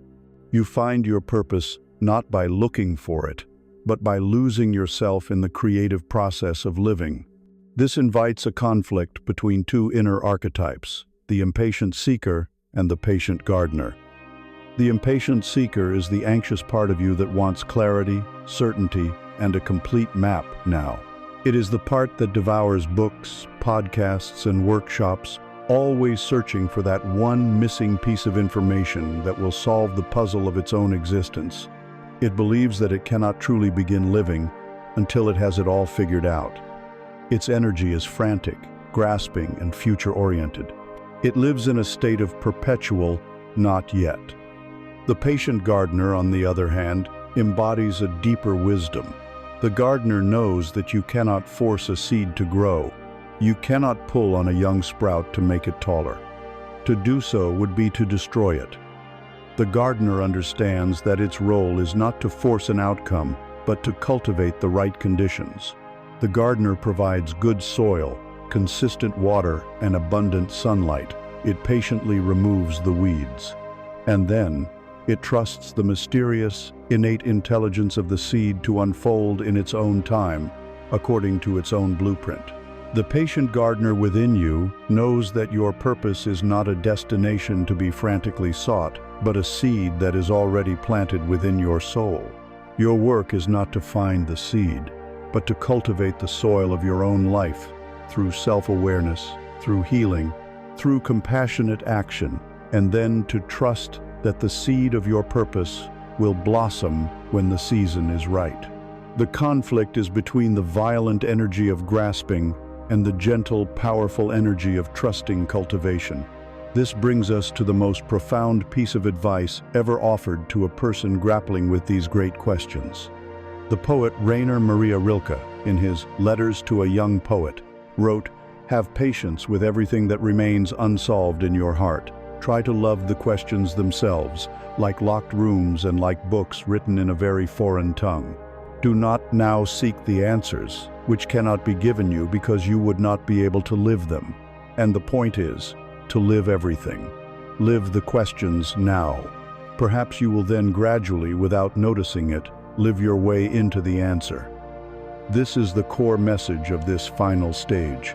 The answers to your life's deepest questions are not intellectual propositions. They are lived experiences. You cannot be told your purpose, because you would not be able to embody it. You must become it. The answer is not a thing you find. It is a place you arrive at after a long journey. The path itself creates the answer. This is where we can use the metaphor of the long-distance hike. If a hiker is obsessed only with reaching the summit, they will experience the entire journey as an obstacle. The dense forest, the steep ascents, the rocky paths, all of it, is just a frustrating delay to be endured. They will miss the beauty of the dappled sunlight through the leaves, the sound of the birds, the feeling of their own strong body in motion. But if the hiker understands that the point of the hike is the hike, then every part of it becomes meaningful. The summit is no longer the goal. It is simply the turnaround point. Your life is this hike. If you are obsessed with the final answer, the summit of purpose, you will miss your life. The purpose of your life is to live your life fully, to inhabit the journey with all your senses, with all your heart. How then do you live the questions? This is the final practice. It is not a task to be completed, but an attitude to be inhabited. First, you must formulate your question. Distill your seeking into one great, guiding question. It might be, what is my truest purpose? Or, how can I best be of service to the world? Or, what does it mean for me to live a beautiful and courageous life? Feel the weight and power of this question. Second, you must transform this question from a burden into a companion. Instead of carrying it like a heavy stone in your backpack that you are desperate to be rid of, imagine it as a wise and silent companion walking beside you on your path. It is not a problem that needs to be solved today. It is a lens through which you can view your life, a guiding star by which you can navigate. Third, let this question inform, but not paralyze, your daily life. When you are faced with a choice, large or small, you can turn to your companion question and ask for its counsel. Which of these choices feels more aligned with a life of purpose? Which path would a courageous person take? Which option feels more beautiful? This makes the great abstract question immediate, practical, and useful. It becomes a tool for making wiser choices in the here and now. Finally, you must learn to look for clues, not for final answers. See every experience, every joy, every failure, every conversation, every moment of synchronicity as a clue. It is the universe whispering hints.